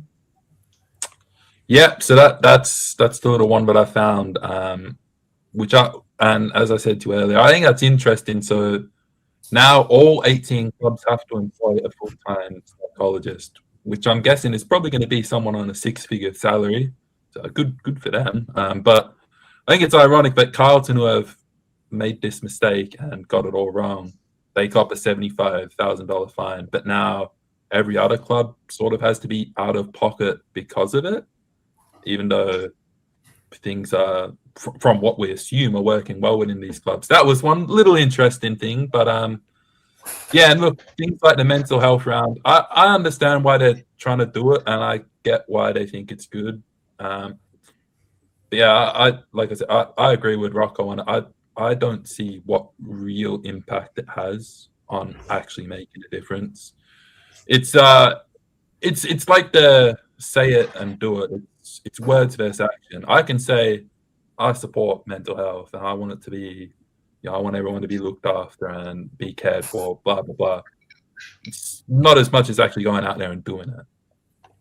Like, we all sit here and say it's the right thing and we support it, but how about we actually go and do it? I think it's fair to say that the clubs have already got themselves professionals that are there to help these players, and then especially a lot of these young players who come into the big world of the AFL. Every club's got them. It's just now the AFL wants to make sure that you have to, the AFL needs to just fucking realise, there was a mistake that was made. It wasn't managed correctly, and we move on from it. Because I can tell you right now, every club over the years has had some player who may have had, a drug issue, an alcohol issue, or a personal issue or something. So you can't tell me that the clubs don't have people that specialise in something to support these players. Of course they do. It's just now the AFL wants to make sure that, we are making sure that we're going to ensure that there's going to be someone there. You know what? The AFL is trying to cover themselves up because a few weeks ago, about a month ago, they were saying, well, you know what? Insurance companies will not support you if you end up with a head injury. This is where the AFL needs to step up, you fucking mugs. This is where you need to step up. You're sitting there making profits. This is where you need to step up and say, right, this is where we need to be able to say to these all right, insurance companies, you don't want to support us, all right, fuck off. We'll do something within to help these players, but then all they're doing is they're handballing it. Oh, the Carlton Football Club needs to now get this one in there, there's the football club. They've already got them in there. They've got them and they're supporting the players. It's just, the AFL now wants to make sure that they are doing everything right. Then they're going to do the mental health. And you know what? And let me just say that mental health is affecting everybody. Yeah. and everybody needs to be there, and we all need to support each other. And and if you have a friend that is going through a tough time, always be there to help them. But the AFL, the football clubs are big clubs, and they want to support their players because they know what their players go through. And the thing is, I agree with Bocek here. That's good points there, Manny. I agree with Bocek here. Another round for people to show they care for a weekend and then walk away and never talk about it for the rest of the year. And this is the whole thing. This is why I hate these rounds, because it's all about showing that you care. It's not about showing that you care. It's about actually caring. We should all care. Like if I see one of my mates and that out, I will help them. You know what I mean? And that's what it is. Do we need another round? Is that what we need now? Another round? Like as I said, these rounds now are becoming so common that they don't mean anything anymore. You know what I mean? They're always there. They don't mean anything anymore. I'll give you an example. It's like homeless people, right? I'll give you an example, and this is a serious thing. In the city, Manny, and we work both at Flinders Street. In the city, there are that many homeless people. Like you walk around, you trip over them. You don't notice them anymore. You don't notice them anymore. Like they're just there. It's like they're just part of the thing. Like you just don't notice them, and that's a bad thing in a way. We should be noticing them. But. It's the same now. Like, what round is it this week? Our mental health round. All right. Do you care? Seriously, do you care that it's mental health? Are you going to do anything different, Mark, to your life that it's mental health for you? Are you, Liam? Nope. What are we doing here? AFL, Manny's right. Just do the right thing. Clubs, do the right thing. You don't, I hate how they put it on us. Like it's mental health for it. You worry about it.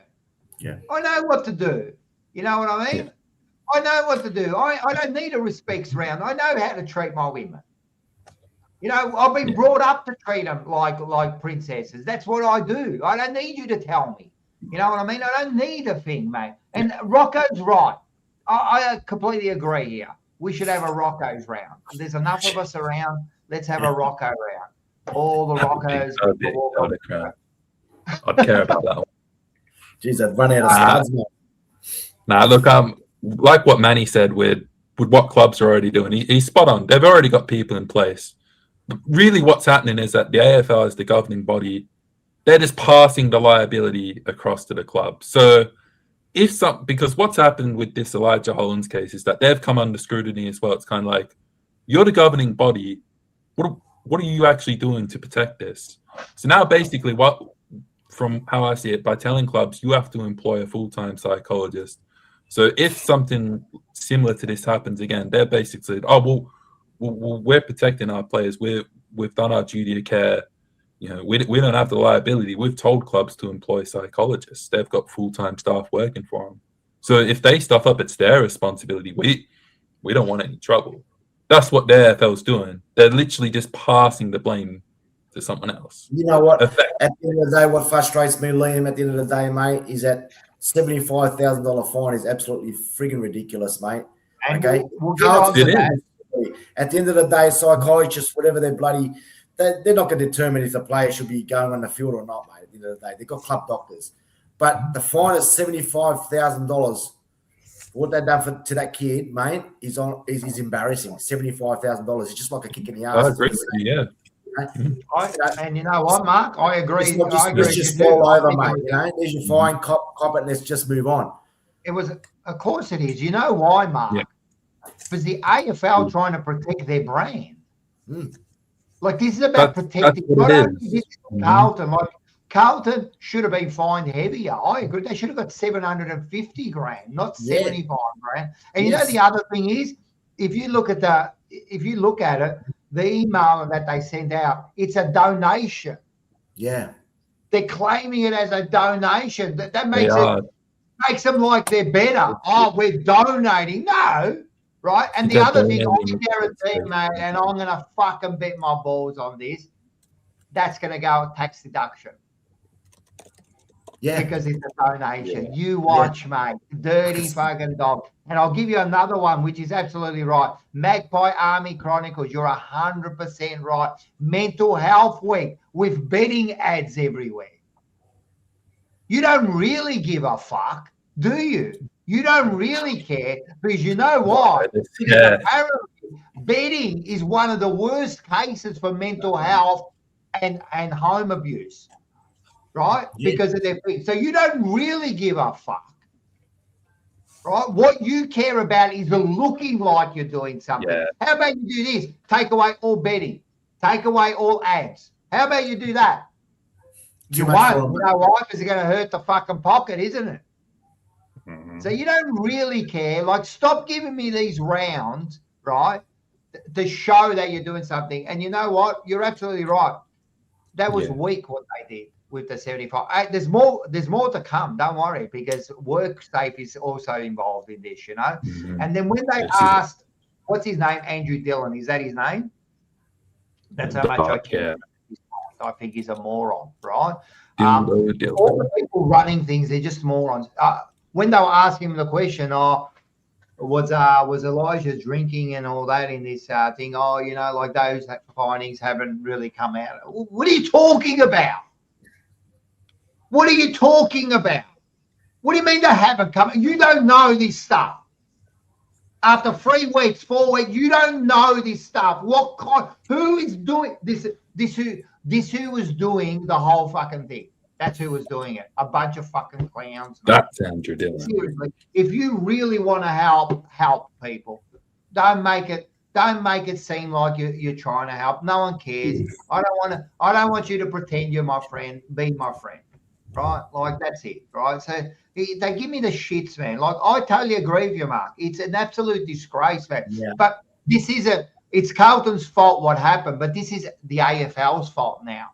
Correct. Why are you being so weak? Because they're trying to protect themselves. Yes. They're trying to look like, oh, we didn't do nothing wrong. No, you did everything wrong, guys. You did everything wrong. That's how it goes, man. Yeah, well said. Well said, Rocco. We're just about all right. We'll move into this one. You know what? We've been bloody going on. I didn't even realise how long we've been going on for about this, man. Gee. Anyway, I hope everyone's been enjoying the conversation for sure, man. It's confidential. Yeah, everything's confidential, 100%, man. When they don't want something to be known, it's confidential. Before I go, Oz, thank you very much. You did give me the $2 later. I will be at the Sporting Globe at Northlands on Friday night. And so will we. Look forward to catching up. Oz, thank you very much for the donation. There you go. Nice. And let's go back to the log. Where'd Mark go?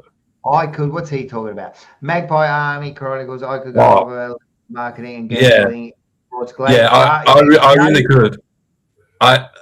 We're already on heaps of time, but I could definitely go on a Rocco level rant about that. You know what we might do, Liam? But we might do a special show if you really are keen on all that. Right, we might do something where you can actually have your say and tell us really what you know about not this particular situation, but what you know about it. And yeah, I would love to pick your brain about this and find out what's going on between betting and gambling and also marketing and all that, because you're studying that kind of stuff now, aren't you? Yeah, I'm all over it. All right, I've had that exact debate not long ago. You know what? We're gonna do it. We're gonna do a show where we'll get you, me, and we'll maybe get a couple of other people, and we'll talk about this. Yeah, solve the world's problems. All right, let's go. You know what? I think it's time. We've got to move on. I can't believe it. Let's go into this.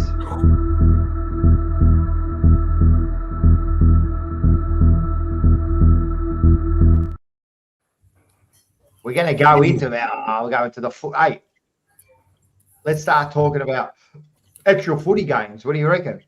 We've been here 2 hours. We haven't even talked about a game yet. But we'll get into the first one. Which was this one here. What we were just talking about, the draw, 93-93. Hawthorn kick a goal after the siren. Second time in 2 weeks for Collingwood.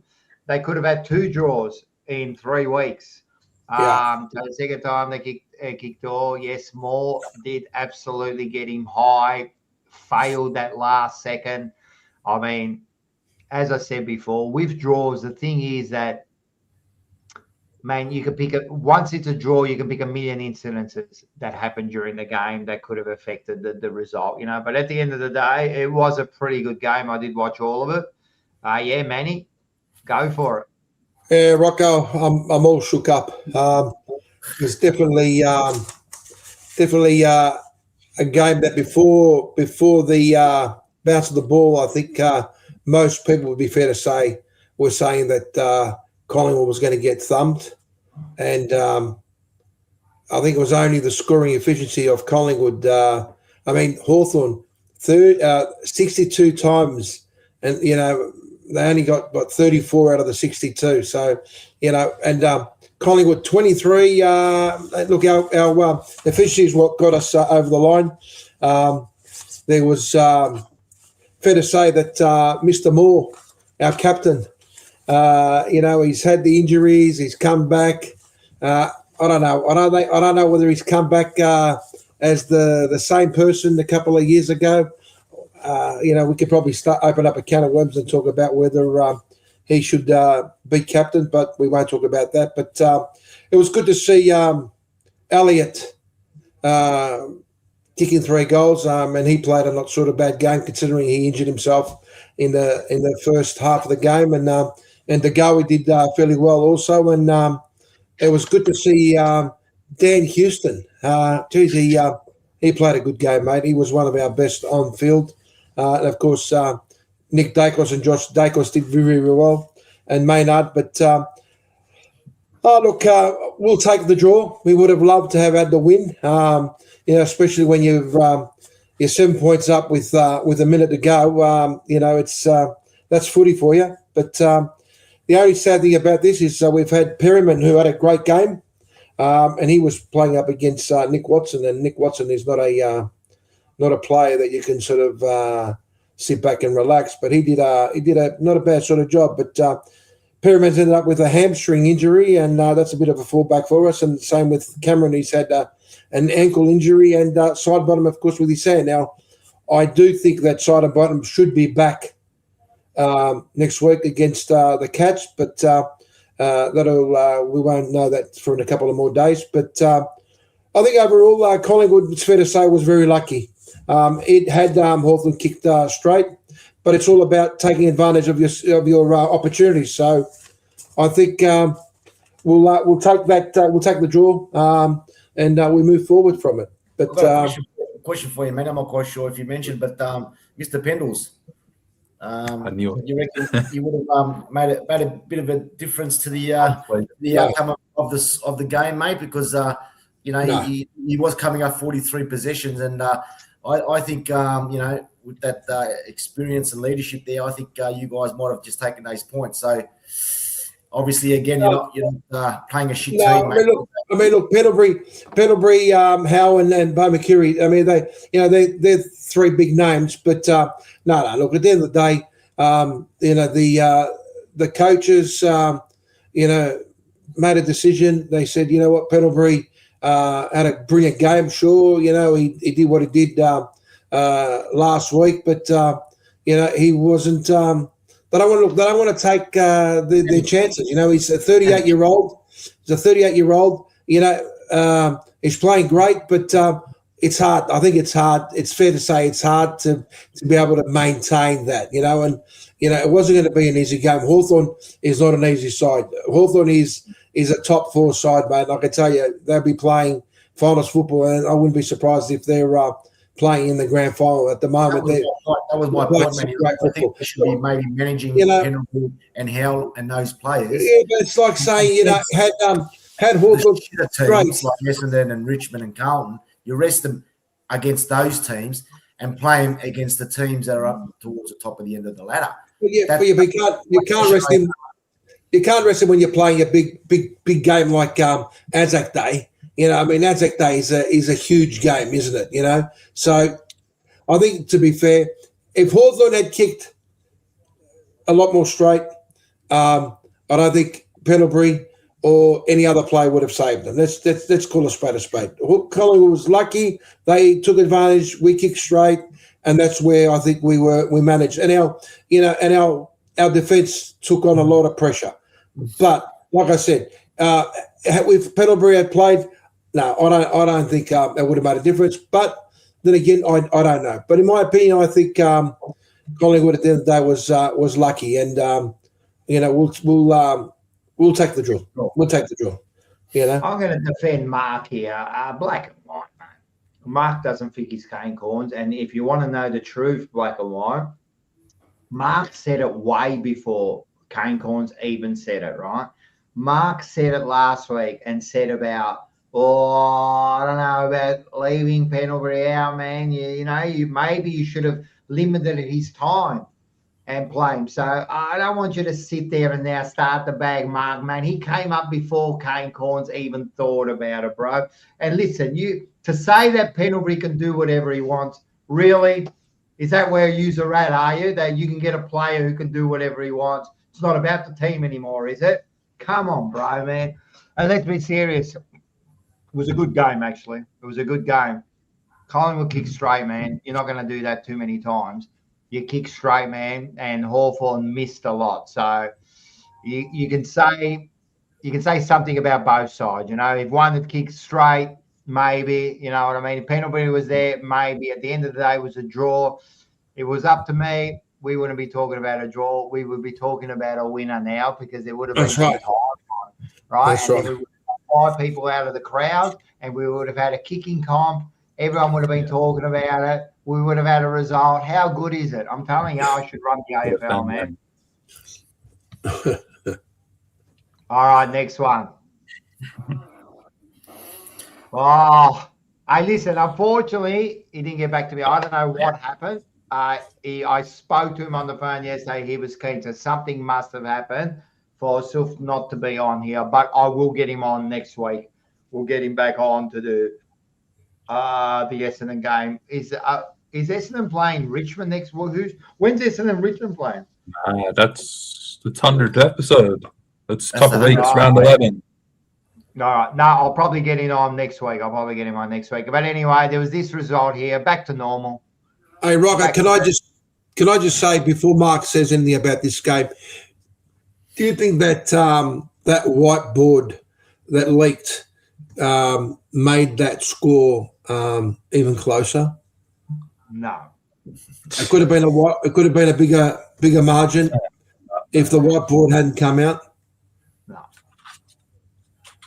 No way. No. I don't think Essendon are that good that they can determine and they can move on to the next level. I don't think it made a complete difference. Even though it came out, I don't think Essendon even thought about it. But it's back to normal. Look, at the end of the day, you've won 1 game in 20. Let's be serious. That's all you've done. You've had a couple of good games. It was back to normal, back to your 10-goal defeats. That, like, now it feels normal. 10-goal defeats. The week feels good now. Yeah, it does. It actually does feel normal, Rocco. It does, mate. I'm so used to it at the moment that it actually feels normal. But I was actually at the game. All right. I know you went to the game. Yes, I went to the game, and the first 5 minutes of the game, I knew straight away exactly. You know when you got that feel for it straight away. After 5 minutes, I was making a decision. I looked at the missus and the kids. I said, "You want to go now?" As a true supporter, I thought, no, I'd stay towards the end of the game. So, look, I mean, the first 5 minutes, I could just tell straight away that we're not at that level with these teams. It's a massive difference between top 4 and the bottom 4 at this stage. And that's pretty sad when you're going to watch a game and you can see the 2 differences. But really, I was more disappointed at the fact is that it's at home, okay? It's at home, and I'm always really skeptical about this where it's, 2 teams, regardless of where you're on the ladder, when you're playing at home, you've got to give more effort than that. It's just sad to watch a whole game and just think we're not even competitive towards the game. So, again, I'm going to reflect back to our leaders. It's really simple philosophy here. Our leaders, Langford, every week seems to happen, but, misses 3 easy shots at goals, pretty simple shots. McGrath, number 1 draft pick. Don't know why he's still sitting in the back pocket. Turns the ball way too much. You got Corwell, high expectations on this kid, mate. Just turns the ball over too much. Ben Mackay, nothing personal, but he needs to be dropped, or try something different. Put him forward, put him ruck forward, whatever the case may be. Things need to change there as well. Dersma making silly mistakes again on decision making. Parrish managed. Don't know why he was managed. Why do players get managed these days? Did he just get dropped? And that's it. Just say he got dropped. Gresham looks lost. Now, these are our leaders. These are our experienced players as well. What really frustrates me as well is the decision on dropping Sardis. 27 possessions, averaging the last 3 games. Young kid. Why drop him? I don't understand it. So is it a coaching decision? That really disappoints me, knowing that you've got a young kid out there that might go somewhere else. Really, at the end of the day, I think it just comes down to biting a bullet. Yeah, biting a bullet this week, mate. We've got some players in the resis at the moment. In Brian needs to come in. Archie Perkins needs to have another go. Mason Redmond, Mr. Westerfield, he's on the list. Fucking just play him. Darcy Parrish needs to come in. Matt Guelphy, and see what they've got. Put them all in, and see what these kids have got to show for us. But at the end of the day, mate, there was no difference. Nothing seems to change. I think we just need to get rid of the coach. It's a simple solution, mate. Get rid of the coach. And how were the crowds there, Mark? The crowds any good? Well, it was funny. I was having a discussion with my son about it, and I said, I reckon we'll get about close to 40,000, and he just laughed at me. I said, come on, mate. They're starting to build up now, So there was only 28,000, which was disappointing as well. 28,000. So that is disappointing. I mean, it was always going to be tough. And it was really somber. The whole game, the supporters were quiet. It just didn't feel right anymore, mate. You know what I mean? And that's why, to be honest, I don't go, because I know what's going to be expected, and there's no more of that. I don't know I wouldn't say love for the game, but there's nothing there that makes me want to go again at this stage until they start proving it. So it just comes down to our leaders, our experienced players. It needs to change. I can't keep doing this every weekend, to be honest. So make some changes, mate, some big changes. So quickly before, this is Slobbo. He asked the same question to everyone, but he did give us $2. So I'll put it up. Marco, do you hit up the Dirty Bird after Kittens? I think he's talking about KFC after you go to Kittens. Yeah. It's always good to hit up KFC after any night out. The greasy chicken's always good. Certainly is. Hold on, Brian. Yeah, so coming in, I reckon. Hey, where's Mark gone? It's Rocco. Right. So there was a question here by, where is it? It was about Brad Scott. Should Brad Scott get the sack? I forget who wrote it. I did see it. So what do you reckon? Is it inevitable? That's a hard word to say. I think, Rocco, there's 2 coaches really that their positions are on the line, and that's Vossi and Scott. So who's going to go first? I don't know, but if we keep playing the way we're playing, to be quite honest, that decision is going to be quite easy. I think he needs to go if we're going to continuously fucking play like that. That's all there is to it. He's got to go, and then things can maybe change. 100%. So why don't they get rid of him? Why don't they just get rid of him? I don't understand why, Manny. I really don't. I don't, like Rocco was saying, it's probably too early at the season to do something like that now. I don't know why they're not getting rid of him. I reckon the cards are signed. It's just when to do it. They're going to pick a timing. It's a bit too early to do it. Unless you get some really big 100-point losses in a row, and then it becomes like no choice, But at the moment, I think, that's how I feel about. Oh yeah, that's all we'll do. We'll swap coaches. What the fuck's that going to do, mate? But Rocco, you're talking about 1 win in 20 games, right? So whether you lose every week by a point or you lose by 100 points, at the end of the day, you're not winning. So what are you're going to keep them for what? You're keeping him for what reason? Voss. Why are they keeping Voss? What's the thing? At the end of the day, you're not winning games.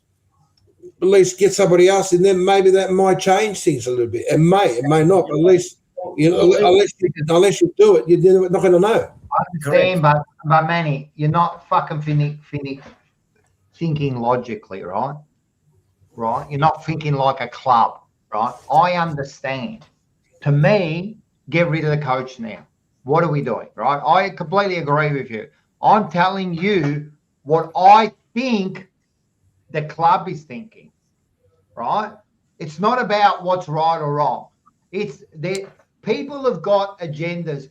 People that are in those positions have got their own interests, right?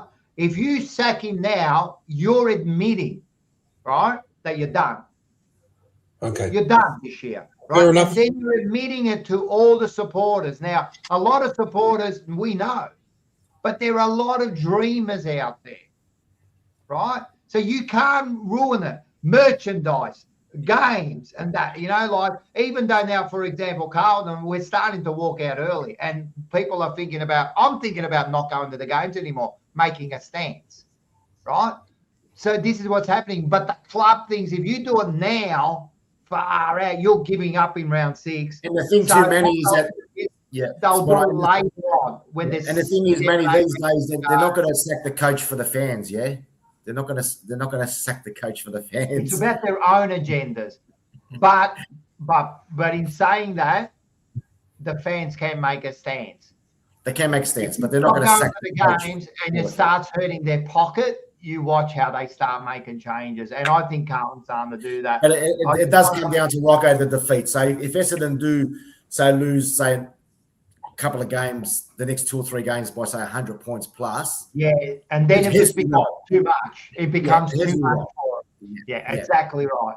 And Manny Costco, Carlton won 12 out of 42 games. Listen, bro, why are you trying to be logical? I'm trying to be funny here, and now you're just trying to be logical. Shut up. I know we've only won 12 games. Shut up. We're shit too, mate. But I was trying to be funny, and now what are you doing? You're trying to be logical. But also, Richmond have only won 3 games out of how many? It'd be about what? 30 I games? was going to say, like, Uze is like 8 wins out of 55 games. So nothing. None of us really. 3 any good. Like any fucking good. Where we're on the ladder represents exactly where we are. It's sad, isn't it? Yeah, it's fucking sad. It's time, and we'll talk about Carlton when it comes down to Carlton. And is Carlton next? Oh, yeah, Carlton is it. We'll talk about Carlton, and you can ask me all the questions you want. Here it was, the fucking rinse and repeat. That's all it was for us, right? It's the same fucking shit, right? They start well, they do all right. Leaders drop their head, we fucking lose the game, right? And we get pumped. They kicked again 9 unanswered goals. I've been saying this all year, man. All year. We've been unanswered goals. 8, 5, 6, 7, 8, 9, 10 unanswered goals. 12. Look, what's wrong with you, mate? Stand up. You know what I mean? Nothing good about it. I'll tell you, I don't want to talk about the game because the game was the game, right? It's just shit. I sat there and I turned around to my daughter and I said, I'm fucking bored. This is in the second quarter. That's how much interest I have in the team now. What I see on the team, fucking annoys me, right? There's no leaders in there. There's no fucking leaders in there, man. Seriously, when the game needed it, the leaders didn't stand up. Again, you didn't stand up. And I said this last week, but now I heard Luke Hodge, which I have complete respect for. He said it today. I heard him, right? Or last night I actually saw this. And we were saying this at the ground, mate, right? Where were the players that went up to Silvani and TDK? Not one player went up to him. Mm-hmm. I would have fucking smashed him in the face. Straight up, 4 weeks to show leadership. That's what it should have happened, right? Mate, Lucas was right. Every time TD got up, someone should have knocked him back down. Hit him. Not get suspended, but hit him. Push him down. Make it a little bit hard every time he gets up. Every time he's got to go for a ruck contest, get in front of him. So he's got to go around you. You know what I mean? Make it a little bit hard. Go up to fucking Silvani, mate. Push him down and fucking smash him. That's what they should have done. Show something, bro. From the start, that's it, game over. Where is the leadership, bro, man? You're trying to tell me. And then you get Michael Voss, right, in the press conference saying, we didn't talk about Sylvania, that we worried. No, what are you talking about? You trying to tell me during the week you didn't say that 2 of your players left, right, and you're not going after them. We had David Rees-Jones, the fucking hyper, mate, one of the toughest players. He's on Blue Sunday. He said, right, he goes, mate, you can be mates. Have as many beers as you want. But once you get onto that ground, it's battle. There's no friends anymore. No friends until you walk off that fucking thing, man. Right? What is wrong with this side? It is, mate. Peter, you're absolutely right, man. Cuck FC. That's who we are. A bunch of cucks, man. They're showing no fucking fight, this team, mate. The other thing is, this is what leadership is. I'll tell you what leadership is, right? When Harry Dean pushed the St Kilda player, I don't know who it was, and they got the double free kick, right? The double point set. Where was he to go up to Harry Dean and go, mate, you don't do that. I know it's frustrating. Don't do that. That's not what we do, mate. Right? Because that was a mistake. Right? Where was he? He didn't do nothing. They just let him run off. No one said anything to him. These kids need fucking leadership. Yeah. They need to be directed, or else we are fucked. Right? Yeah. We go into the fucking press conference. Right? We waited for it and we put it up. Go and have a look on Instagram on the emergency meeting. We play the press conference. Soon as the question was asked about Harry Dean, we stopped it and we all said the same thing. I bet you he'll say he didn't see it. What does he say? Soon as he comes back on, hand to heart, I didn't see the incident. What? You didn't see what 40,000 people fucking saw? That took a minute before he went back, kicked the goal. You didn't have a look at their laptop. You didn't have a look at the screen that they played the free time. You were on the boundary line. You were on the fucking boundary line. Why didn't you grab Harry by the chest and go, I never want to see you do that shit again? Right? That's not what you do. Right? What happened? So we've got no fucking leaders, bro. Like you were saying about your team, we haven't got them either. This is our problem. And then people were saying to me, like, now I heard, I'll go back to those questions people were asking about should you trade Wiedering, should you chase Crib? Yes. Well, of course you should. If that's what you're going to get, if you're going to get something good. I saw one of our followers, he actually got his only Carlton. He did it. People are questioning Crib. Should we get that's crazy and that? What are you talking about? The bloke's been hopeless, mate. If we are going to move forward, right, what I would do with Cribs is easy. Because he's been a great play for us, I would give him the option. I would say, what do you want to do? If you really want to go, if you want to stay, we'll let you stay. But if you want to go, we're happy to let you go. Yeah. Same with Wiedering. Mate, go to Hawthorn. Go to the Doggies, mate. They need you. Go down there, right? We'll get our draft picks because I'll talk to all of the people in the chat. Are we going to win a premiership with those players in there? You think, will they be there for our next premiership? But honestly, you think that Cribs will be there for our next premiership? No, I wouldn't think so, no. What seems to happen is that what happens is that then affects the younger players, and the younger players will start thinking, is this where I want to stay in the club? You know what I mean? What? The young kids are going to start saying, I want to go to another club that's going to be successful if your team's not going to be. Like an example, like there's rumours about Caddy now. You know, Gunn is going to be a gun player. Now, if he decides to go to, say, a Collingwood or whatever the case may be, I would be absolutely – you might as well give up for the next 10 years again. So these young kids, they need these leaders to support them. They need – But not if they're not leading. Well, that's because right. These young kids need direction by your leaders. If they're not giving it to them, you are wasting their time. You are wasting their time. Correct. I'm telling you. Yeah, and right, so you know what another thing is? Forget about, they're going to give up for another 10 years. If you got your youngsters and they're watching your leaders acting like that, what do you think's going to happen to them? That's right. Yeah, that's you know right. what I mean? I want them to stand up for something. Stand up Yeah. for something, people. Yeah. Stand And up. that's what I'm afraid of. We've got some really young talent out there that if this doesn't change as quickly as possible, these young kids that I believe are going to be guns and the Rubies and the Pharaohs and the Caddies and Cacos and so, But they they need to be will go led, somewhere mate. else, mate. They will go to another club. Because that's they want to be led, mate. They want to be around champions. Correct.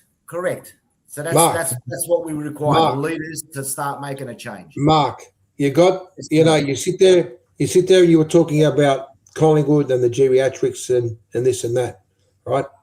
But it's Collingwood who's got these geriatric players, right? You've got Pendlebury, for example, right? Even if he's not playing 100% on the field, he's there and he's a huge support for these young upcoming players, yeah? A lot of these up-and-coming boys, right? And that makes a difference. Your Jamie Elliott's, your De Goey's, they all make a huge difference. Yeah, right? Manny, I'm not going to shy away from geriatrics because Collingwood are a bunch of fucking geriatrics. We're talking about leaders. That's okay. That's okay. Age, mate. That's right. Leaders and experience. That's fine. Exactly. So now, what expectation do you have for your Cacos and your Caddies and all these? What expectation do you have from them when you got the biggest problem in your club, that rotten apple that you guys decided to keep, right? Whereas if I was in charge of the club, I would have said, you know what, we're not fucking winning games anyway. You know what? Fuck Merritt. You want to go? See you later. Fuck off. Because you would have gotten rid of the cancer, right? Because all these young players now are thinking to themselves, fuck, if he doesn't want to stay and he doesn't want to play for the club, he doesn't want to play for his teammates, he doesn't want to play for the fucking jumper, then why the fuck are we keeping him? You might want to play for the fans. But what I'm trying to say, but that's exactly right. You're spot on there, man. You're spot on there, man. It all comes down to your leaders, mate. That's exactly right. Your leaders and your experienced players. And if they're not showing that to the young kids, you will lose some really good young talent, mate. And that's what I'm scared of. We've got some young good kids coming through. So that's exactly spot on, Rocco. If these leaders don't perform, you'll lose those young kids, those the Deans and the Jagger Smiths and so forth. They'll want to get another club. They're going to learn bad habits. You know what I mean? They're going to learn bad habits. You know, they're not going to learn to give that extra percent. You know, to care, to be a leader, to stand up, to fight for something. You know what I mean? I'm worried that our young kids are going to be losing that. You know what I mean? Like, who are these kids going under? You know what I mean? You know, people say, like, don't get me wrong, I think Cridge has been a great player, you know what I mean? But I've got to think for the bigger cause, and that's Carlton Football Club. And if that means that we've got to do these things to move forward, you know what I mean? That you do it. Because they're not winning we're not winning like Carlton, Essendon and so forth. We're not winning with these leaders and experienced players. We're not winning with the Cripps and the Wiedemans and the Mackays. With those players, you guys are still not winning. Wiedering, sorry. So what does that say? What does that say to the young kids, mate? You've got the experience. 100%, man. I'm so disappointed in those.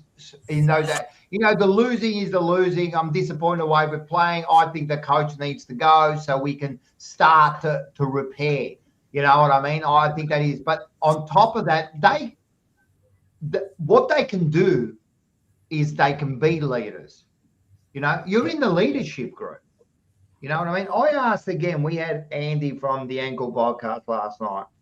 I asked him, forget about Weeders and Walsh, because everyone talks about them as the next leaders. So take them out of the occasion. Who's the next leader? And he took like a minute to answer. Everyone, all Carlton supporters are the same. Our next leader, everyone takes time to answer. That's bad. You should be able to rattle off 3 or 4 leaders straight away. But we can't. We can't. And I don't even think that we're doing anything are the leadership type now. So the question will be, who will be the next leaders at Carlton? I don't know. I said that, well, I've come around that I would put Newman. I would put Nick Newman as the captain until, you know, and then maybe someone like a Harry Dean, or even like Carroll. The young players are too young. You can't give the captaincy they're your next leaders. They're your next leaders that you need at the club, correct? Right, but at the moment, I would give it to someone like a Chris Newman until they're ready, you know what I mean? Because I think he's showing more guts and determination than any of our players, you know what I mean? But even him, he's not like, still, but I don't know who else there is. I really don't. It's just like us throwing Andy McGrath as captain. Like, I mean, it was just like throwing a player as a captain. I know, because really, when you think about it, Andy McGrath as captain, really, like, you look at it and you go, come on, man. Like, but you probably got no one else. That's exactly right. Maybe a Nick Martin, but he's not playing. But even that, you're double guessing again. So, yeah, it is what it is, boys. One thing about Collingwood, you are getting old, and you could all fall off the perch very, very soon. But at the moment, they're doing okay. But they have got a bunch of leaders, but not just one. Well, Darcy or as I call her, Drew Barrymore there. He's in the leadership group. But you've got a bunch of, like, you got Pendlebury's, you know, you've got, like, even Dacos, you know what I mean? Even Dacos and even both Dacoses. I mean, you've got a whole bunch of leaders that you could actually make as a captain. And that shows something. That shows something. Yeah. You know what I mean? So that's all we haven't got. Look, and that's where we've got to start. We've got to start now with the leaders, mate. Let's start with something. Fight for something. All right, we might not have the best talent, and we might have to be starting again, whatever, but start with something. Start with fights. Don't think, do. Mate, I'm telling you, I'm so upset that they didn't go after the Silvani and TDK. Yeah, that's a bit soft. I'm so upset about that. They should have hammered it. Especially those two. They should have hammered it. You know what I mean? They should have hammered it. Except that TDK will probably walk off. And to tell you the truth, Kemp actually smacked Silvani. Kemp was one of our better players, and Silvani was he actually smacked him. He actually played well on him, you know. But I reckon TDK walked off and said, fuck, that was easy. Yeah. He took fucking easy marks. He's kicking goals. He's getting like 50 fucking tap outs. He's fucking running around. No bruising on him. He would have said, mate, this is easy, this game. You know what I mean? He should have walked off the ground saying that was the toughest game I've ever played. That was the toughest 20 possessions I had to fight for. You know, but he didn't. And then what do our leaders do? You know, nothing. What does the captain do? Nothing. What does our president do? Nothing. What does our fucking CEO do? Nothing. I'm saying they're just, mate.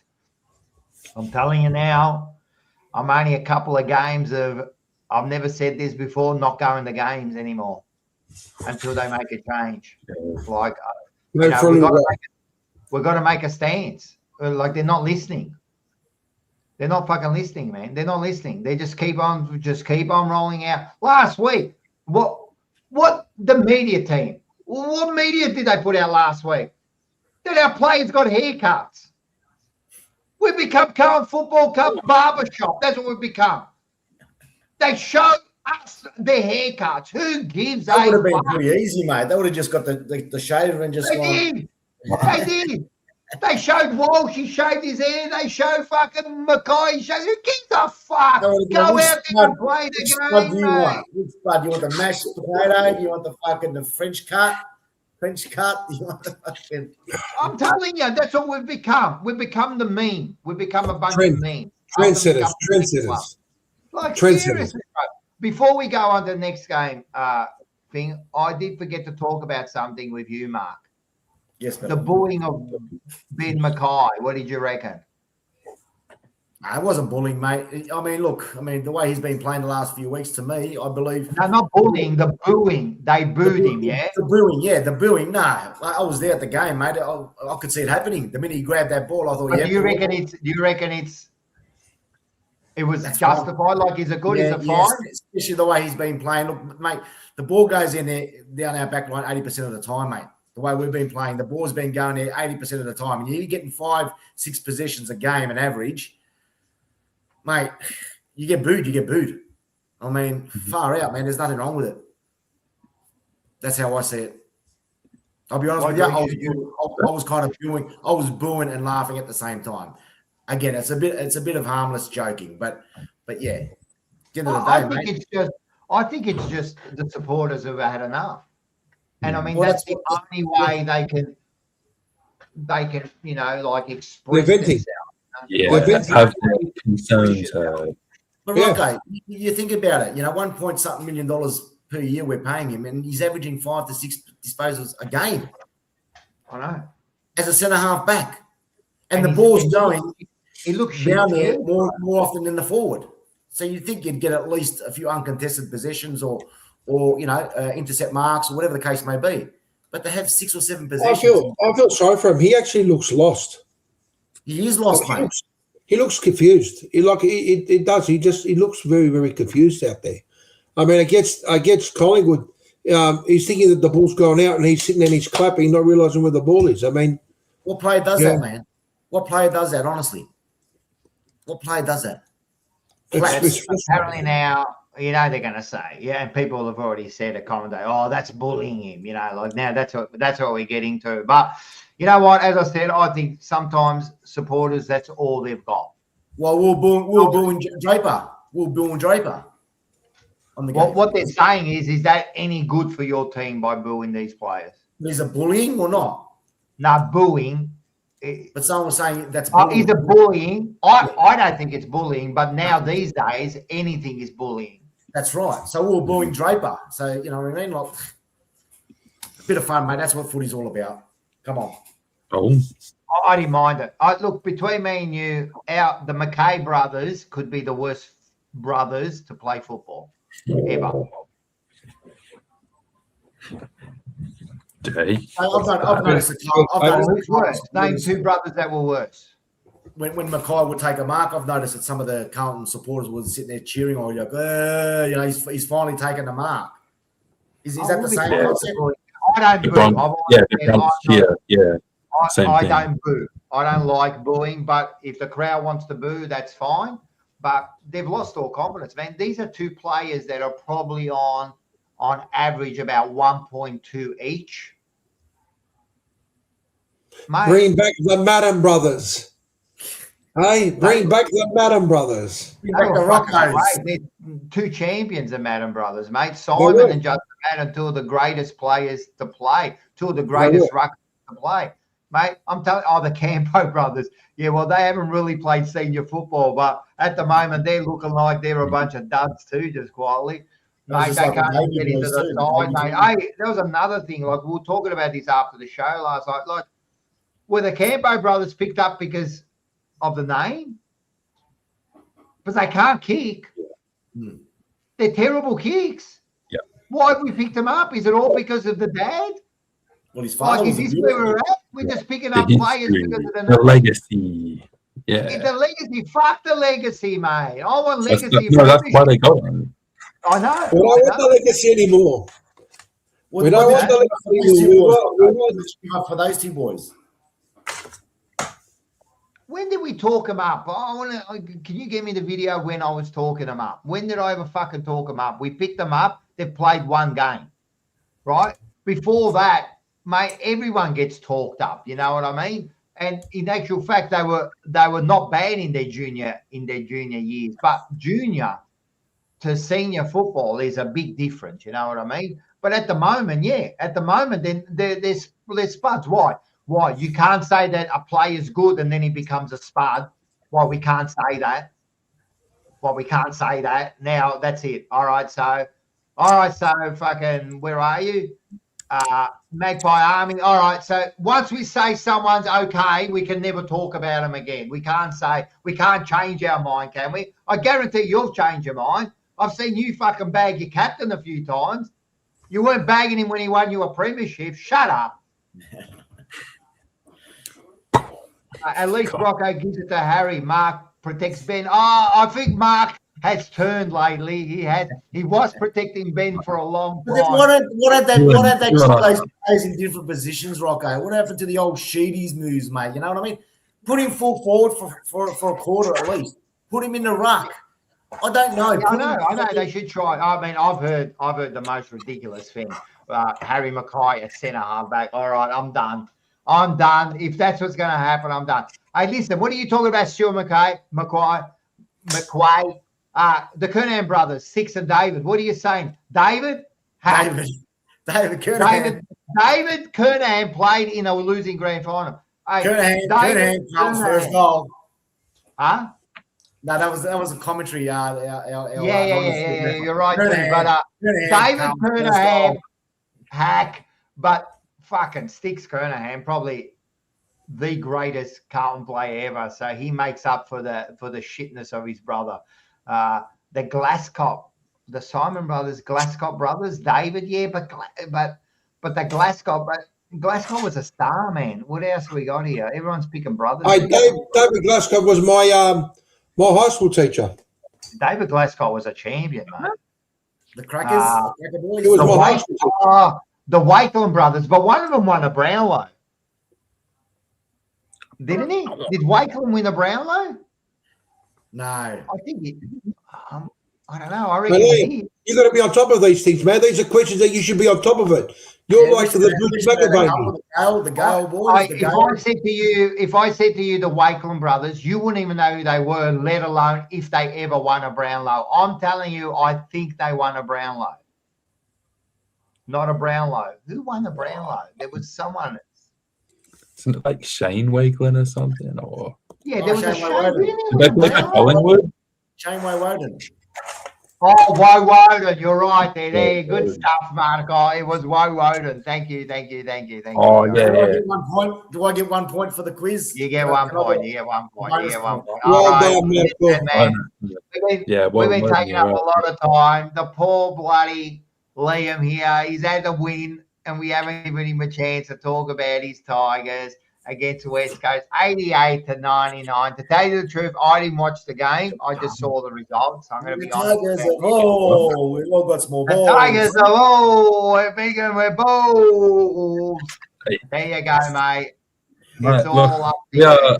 Well, I don't know what you two blokes at the top are laughing about. We're level with you now. We're all 1 win, 7 losses. Percentage, mate. Percentage, brother. Percentage. As one of my great mates used to say, we're just as worst. That's a joke. I know that's grammatically incorrect. That's look. Anyway. Yeah, obviously, I'm happy, man. We got to win. How good? This is what we've been waiting for. I was definitely a little nervous coming in. When you get to selection on Thursday night and you find out that Sam Wall has done an Achilles injury, which is now going to be 8 to 12 weeks. I was kind of like, oh, gee. So we went into that game with only 27 players available. So we had 23 players that played. We only had 4 players outside of the team that played available to play. So the fact that we're able to go interstate and pick up our first win of the season, that's really impressive. So, I'm really happy. We'll take the win. It's really good. I think it maybe says more about where West Coast are at than where we're at. But it's a lot of positive signs. Noah Bolter, I think I bagged him out earlier in one of the earlier games of this season. His last 2 weeks have been fantastic. Top. He's moved up the ground. He's doing a really good job in the ruck. He's having an impact up forward. He's been fantastic. Jonty Fall as well. He's another one that I've picked on a bit. Finally got it right this week. He took some really good big grabs. He kicked straight at goal first time. He's kicked 3 in a game. Really good stuff from him. Jack Ross as the captain has been fantastic again. He's probably leading our BNF this year. Nick Veloston, he was really good down back. I sent that message to Ezra at 3/4 time. I was like, you should stick a West Coast jumper on Veloston because guys keep kicking to him. He was everywhere, that bloke. In terms of how we played, I don't think we played too much different. I still think we got trapped a bit in bombing it long. One of the biggest differences that I've seen, particularly the last 2 weeks, is we've taken our marks and we've actually taken our opportunities and put it through the big sticks. That's frustrating. I look back to that game against North Melbourne a few weeks ago, particularly the first half. I thought we were kind of even, but when you're kicking 2 goals, 12 and a half of football, it's going to be tough. We've fixed up that side of our game. It's really good. Our leaders stood up. We had our moments in the game where we did good things. Yes, Michael Boss. Look, I'm happy. Like I said, I don't think it changes too much, but I think it maybe is one for the fans, to be honest. It's a good win. I'm happy I can say we've won. yeah, do we go out there and play really good again against Adelaide this week? I hope we bring some confidence. Realistically, I don't think that we'll win, but let's see what happens. We're on the board. Yeah, Good congratulations, Liam, mate. What Congratulations, you mate. can do, man. It's nice to see them win, mate. We need teams like Richmond and the Carlton and the Bombers and the Pies to start getting up there, mate. So And the Magpies. We need the Magpies up there too, yeah. Yeah, that's it, mate. You know what I mean? And it's nice to see Liam, that the Tigers, it's taken a while, but you've got there, mate. You've got there. Good on you, mate. I'm wrapped for you, buddy. Honestly, I am. I'm happy, mate. Thank you very much. Even though it was just against West Coast, but a win's a win, isn't it, mate? It's still a good win. You got to beat the team that's put in front of you. Like I said, when you've only got 4 players outside of the team available, Tiger Mars is right. I did forget to mention a couple of the young guys, particularly our mate. We love Cumming. Not being naughty, Sam Cumming. He's be a gun footballer. He looks really good in the midfield. He's got a home there for a while. He's probably the top young guy that I'd want to mention. And yeah, like I said, Jonty Fall was really good. I think Sam Grill's doing some special things when he gets the ball. Yeah, so yeah, not much else. I'm happy. You can't wreck me. You just need sometimes you just need a win to just break that that continuous loss, just to give you a little bit of hope, and see something. And I said this before, like, we're different, like I went in a new coach and all that, but with guys with a team like yours, you want to be beating those teams around you, because that's who you're competing against. You're competing against those teams around you. Like, well, if you're really honest with yourself, you're not beating the top sides. You might come close to those middle sides, but the teams around you, you want to be beating, and that's the first step. So you've done okay against the teams around you, haven't you? Well, I mean, what did I say before? 8 wins in 55 games, 54 games for Uze. We've beaten West Coast 3 times. So, Oh, no. but yeah, no, I did say that a couple of weeks ago. I said one of the biggest concerns that I had was that are we actually competing with the teams around us? It's like, I know we're not going to be pushing too far up the ladder, but I want to see us beating the teams around us. And yeah, so that's why this win's important. It shows, we're on the right track of our development. West Coast is a team that we should be beating, and to be honest, the next big one is probably against Essendon, and that's a game we need to be looking at as 100%, man. That's going to be a huge game, man. That's going to be a huge game. Like, in a couple of weeks' time, that's going to be a huge game for you guys, for both your teams. If we're probably going to lose our next 2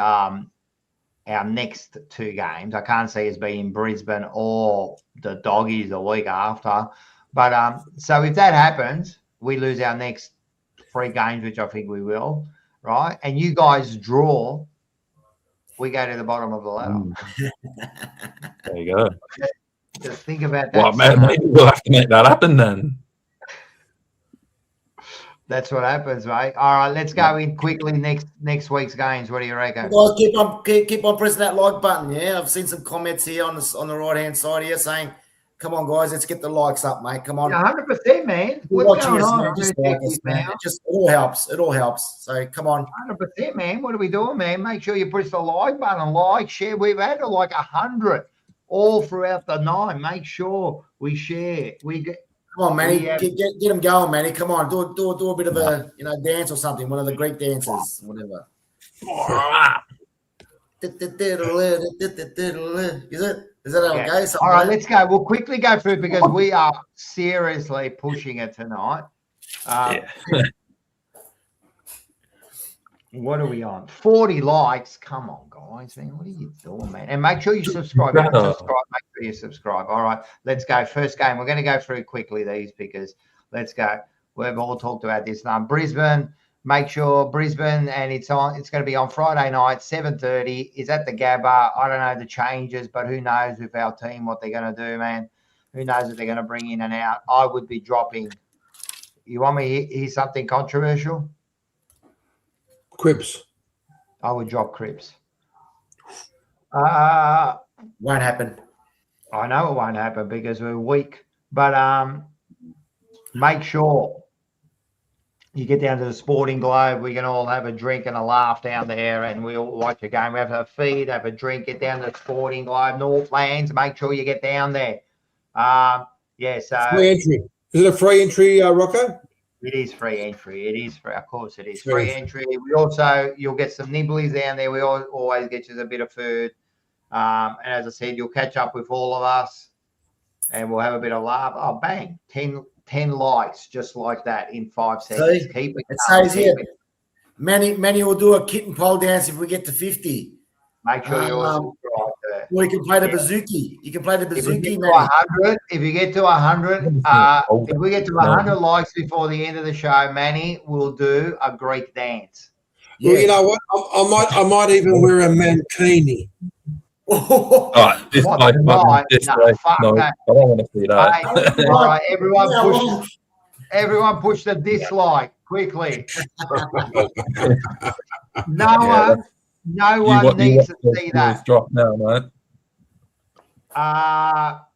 So we'll see. I think Hewitt is coming in this week, so that'll be one of the main moves.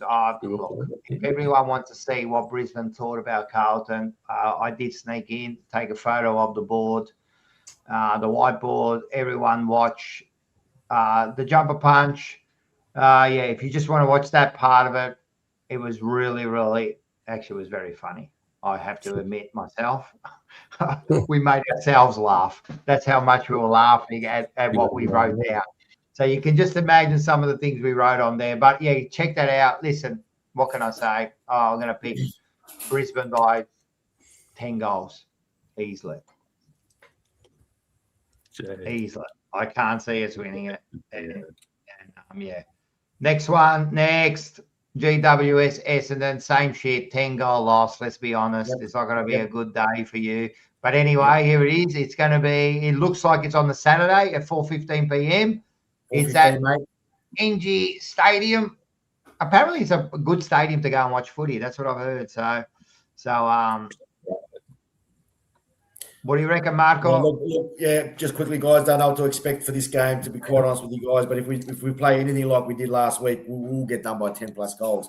And that's just not acceptable anymore. So, players that I mentioned just before, those players in the reserves, I think they need to come in. So make some changes. Mr. Scott, Brad Scott there, make some changes. And, let's just see what happens. But if we can just show some effort, commitment, all the basics in football, and get close to them, it might even be a close game. So I'm still going to back my Bombers, mate. I'm going to go for 3 points. The Bombers, 3 points this week. I think really want to lose. You really want to lose this tipping comp, don't you? I'd be in front. If I didn't barrack for Essendon, mate, I'd be in front of the tipping, mate. I'll tell you right now. Yeah, probably. I'm glad you did it. I'll always back the Bombers, mate. Yeah, just make some of those changes. Play some of these Rizzy plays in Brian and Perkins. Give them another shot. Give it another go. We've got nothing to lose. Again, Ben Mackay, put him forward. Mix it up a little bit. Anything can happen. Ben Mackay put him forward, you reckon? Put him forward, mate. Just put him forward. Set half forward. Give it a go. If it doesn't work, just put him on the bench and get rid of him for the rest of the year. So, got nothing else to lose, guys. But just if we can just, again, it's just about effort. The leaders get in there, commit, show some passion, mate. Play for each other. Play for the coach, and we might get a result. You know what? I've got a theory. Now, I swear to God, I know you've seen them play against each other, but I could swear there's only one fucking Mackay because they're both as shit as each other, man. You can't produce two sons that are that shit. You can't. You can't do it. You can't do it. But the only good thing about them is that they're taking $1.2 million a year, so they're laughing all the way to the bank. Maybe they should just play together. Maybe they need to. They're brothers. They're twins. They can. You know what? And you know what? You can have Harry. I don't want. You can have him. Fuck that. You can have Harry. You can have him. Them both, mate. You can have them both. Oh, look, I'm happy to take like a 3rd round pick. I swear to God. As long as you pay him, you can have him for a 3rd round. And a packet of spuds, yeah, and a packet of spuds as well. Well, at the end of the day, at the end of the day, they are the Mackay Spuds. You know, you can get them at all good supermarkets. Mackay's. They're shit, man. I'm telling you, I'm so dismayed. Apparently, it was Mackay's forward line when Curnow left. Fucking hell. You know what? And I have to admit, people might say, you know, like 2 years ago, they asked me who I would rather have, and I said Ben. Ben. No, fuck Ben. I would rather have Harry than Curnow, you know? Fuck, was I wrong. Fuck, was I wrong, man. The bloke without Curnow is a spud, man. I'm telling you, man. Like, he's so bad. I don't know. Mars says this. There's got to be a when his career's finished, or even now, you've got to do like a thing on him. Where, what do you call it when you do a thing where you test him? Not you test him. You fucking. Oh, for fuck's sakes, I've lost my mind here. They've got to do a what? An assessment. No, not an assessment, like a study on him. Sorry, they've got to do a study on this because the fall from grace is amazing. Like, it's just, there's got to be a study on this bloke to see how can you go from that to, like, he's got no confidence, like zero. And they're both of them seem to have no confidence at all. Yeah. Ben Mackay proved it when he's fucking punching when there's no one around him, you know. Mackay can't kick a goal. There's got to be I mentioned this a few times before on the show a couple of years ago, I think it was, Rocco, when I said that I reckon at one stage they should have players on performance basis. You know what I mean? Their contract should be on performance. You know, they need to have so many. Agree to that. But you just don't know. They might change their attitudes the way they play because they're getting 1.2 million dollars. And we've said this, you know, like these players don't get dropped, so there's no urgency. There's no urgency in them. And I'll keep saying, my good friend, fucking Ange Christou, he'll say to me, the last 5 or 6 years, he played on 1-year contracts. That's right. And performance-based. And he was All-Australian and Premiership player, you know. And every week, mate, this bloke was an All-Australian and he was worried every week that he was going to get dropped. Ange Christou going to get dropped. Yeah. Like that's what his mentality was, you know. And we're getting players now that they won't get dropped. All right, I'm not going to get dropped next week. You know that. I can get 10 possessions, not kick a goal. I'm not going to get dropped.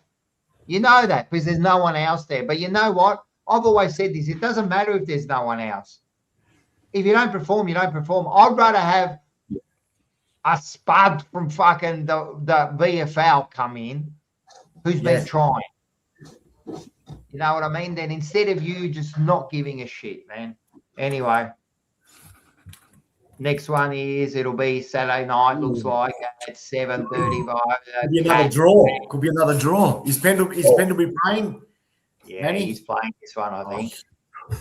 I think he's playing, but I don't want to be speculating. But I think it's going to be a great game. These games are always great between those two clubs. And, you know, I think we're pretty fairly even age-wise. The Leyland brothers. You remember the Leyland brothers? Ask the Leyland brothers. Remember that? Travel across the countryside. Sorry, mate. I just had to laugh at that. The Leyland brothers come to our school when I was a kid. That's fucking gold. Gold. They're smart. Sorry, Manny. No, not at all. Not at all. We've got to get entertained. That's what we're here. Now, look, I think it's going to be interesting to see how well the Magpies come up against Geelong. I think if they keep it up the way they did with Hawthorn and they can kick straight and try and shut Geelong down and not allow them to get in like Hawthorn did, I think we might be in for a close match. So I think Magpies should get over the line with this one. I feel it in my heart. They're playing. They're not playing at the MCG. They're playing. I feel it in my bones. Nah, they're playing at the G, aren't they? Yeah. Are they? Of course they are. They always play at the G.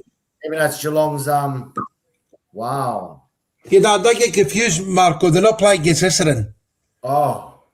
Remember, we get the 60 and the 70,000 in there. Remember that?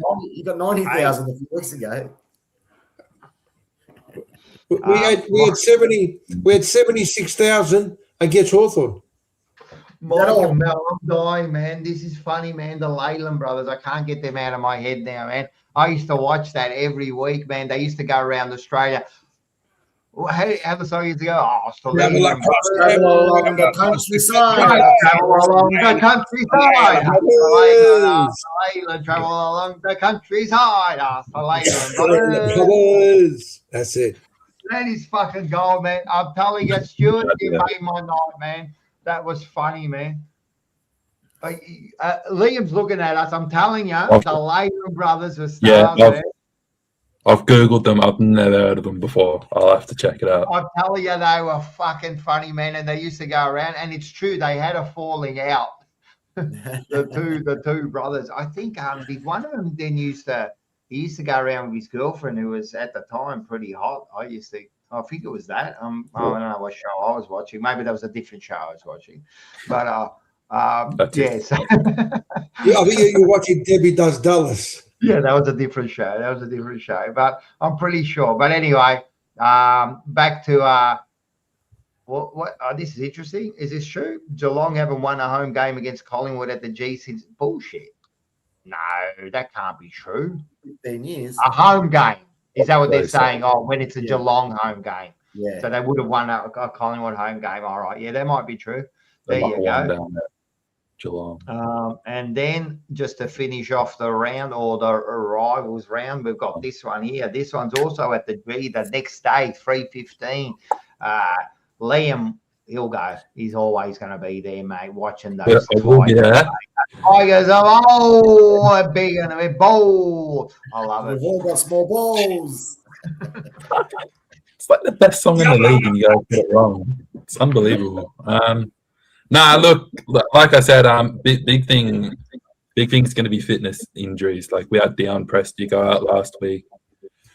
Tim Taranto should be back. Like I said, Lawler's gone for a long time though. So yeah, it's going to be pretty hard to obviously back it up. I can hold a little bit of faith, and hopefully we take a bit of confidence in from the win that we've just had. Adelaide aren't playing the best football this year. I don't think they have the best record at the MCG.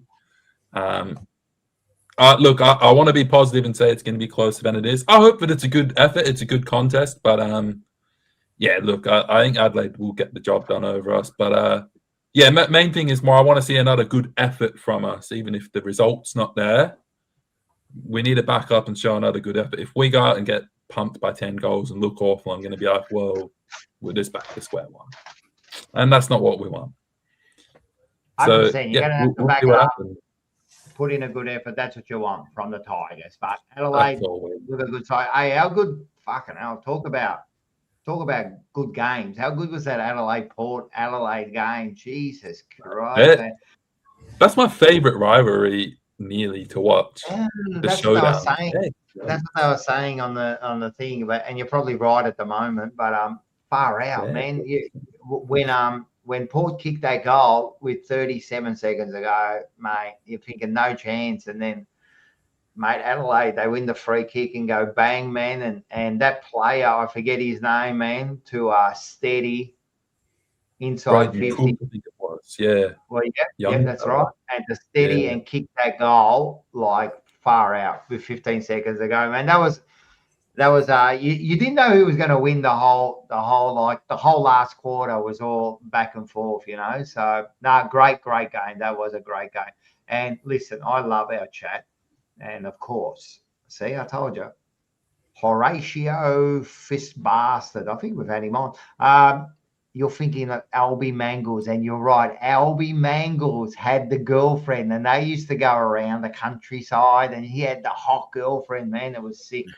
She used to wear those tight shorts too. It was unbelievably, especially when you're a young kid, man. Like that's all we had, man. We only had 4 channels. There was no internet, no nothing, mate. But I remember when Channel O used to show Prisoner, and I used to get, and then of course, and then became Channel 10. That's right. Became Channel 10. That's right. That's right. You're absolutely right. You're absolutely right. I used to watch. There was always that good show. What's it called? Oh, fucking hell. Anyway, we better move on because we're going right off track here. What do we got here? Oh, far out. Hey, listen, we're not far off it. Everyone stick around. If you like quizzes, you can all join in the quiz. We've got a good sports quiz that we're all going to be doing, a sports quiz. So everyone hang around. This is going to be good. It's only 5 minutes away. But before we do that,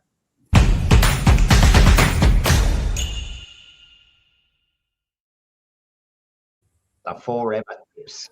All right. So this week here we have got, well, we'll quickly go through the games. We've got to do this quick, man. Oh, no, wrong one. What's going on here? There it is. There you go. We got them. These are the games. As you can see, just quickly between us, I think the only changes are Liam's gone for the Dogs instead of Port. Of course, Mark's gone for Essendon. Yeah, a bit of a split with the Collingwood, Geelong, and everyone else is just the same. So, yeah, just quickly go through the games, Liam. Yep, tomorrow night, 3-man on Hawthorn. Second versus third. That's a huge game. Yeah, but we've all gone for 3-man. I think they have to get the job done. Friday night, 2 games again, Brisbane and Carlton. Like Rocco said, I don't think Carlton going to be a chance, unfortunately. Brisbane will win there. Port versus Bulldogs. It'll be another interesting game. Yeah, obviously I've gone to Bulldogs. It's my upset this week. We'll see how that works out. Saturday games, North Melbourne versus Sydney. Sydney are playing really good football, so you're back then in that one. Giants versus Essendon over there in NG Stadium. Yeah, same thing. I think Giants have actually been not too bad. They put up a good contest against Gold Coast the other day. Then, speaking on Gold Coast, they're up in Darwin against St Kilda. I think they'll get the job done. They have an amazing record up there. Then, big one, Saturday night, Geelong and Collingwood. This is the game that I'd want to be a draw because I hate both those teams. I don't want either of them to win. But, yeah, we'll see what happens. And then, yeah, the Sunday games, Melbourne are looking pretty good. They should get West Coast. And then, yeah, my game, Adelaide probably should get the job done against us. I like it. A big round of footy coming up. And here we go. We got to look at Liam, mate, just flying, mate, on 55, 210, just cleaning up. I'm slowly making my way up. As I said, my intention is not to finish last by the looks of it because I'm going to catch up 8. That's going to be way too hard. But, yeah, Mark, you're only four behind. But if you keep picking bloody Essendon, you got no chance. I'll tell you that much. But there's the leaderboard. So, yeah, let's move on. Let's move on. All right, we're almost there. What do we got next? What do we now got next? Leaderboard tips. All right, we're here. We're ready? Yep. All right.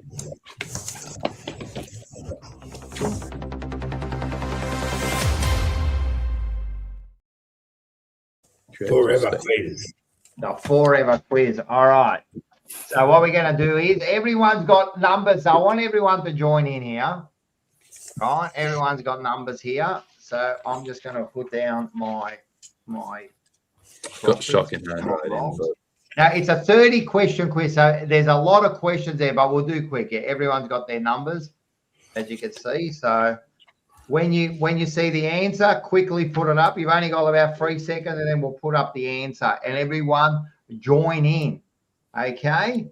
Are we tallying our own scores, or are you tallying? So tally your own scores. You know what? No. I think the easiest way to do this is just, if you've got a pen, just put a cross for every wrong answer. Right, done. You know what I mean? So if we get them right, you just leave it. But if you get one wrong, just put a cross down. And then you add up the crosses. All right, that's I think the easiest way. None of us are going to cheat, right? So let's all be honest about this. Just put the internet. Google. Just put Google on the phone. What, in 3 seconds? All right, this is what I'm going to do. I'm going to put it up and we're going to start, right? So everyone get ready for this. What if I get my numbers mixed up? Well, put them in order so you don't get them mixed up. Yeah, unlucky, man. All right, here we go. We're up here. So it's going to be a sports quiz. As I said, let's get this going. And we're going to start with the first one. Let's go. First one is, what number did Shane Warne wear? Number 1. What's Well, Manny? I can't see. No, go. That's right. All right, all right, I've got to do it over here, this side. Sorry. Correct. All right, next one. Who holds the Australian women's record for career one-day runs? I don't know about this one here, but I'm going to go for a guess. I'm going to go 4, 1, 3. Let's see who got this right. I'll pick 4. Oh, number 3. Whoever got it 3 got it right. All right, next wait, is one. that number 3? Oh. When did Ash Barty win the Women's Ladies Singles Championship? Oh, this is a good one. This is a good one. I'm gonna say 3. Oh, 4. Who got 4? I think all of us. I got it. All right. How many consecutive Wimbledon single titles did Roger Federer win from 2003? Fuck. I'm gonna say.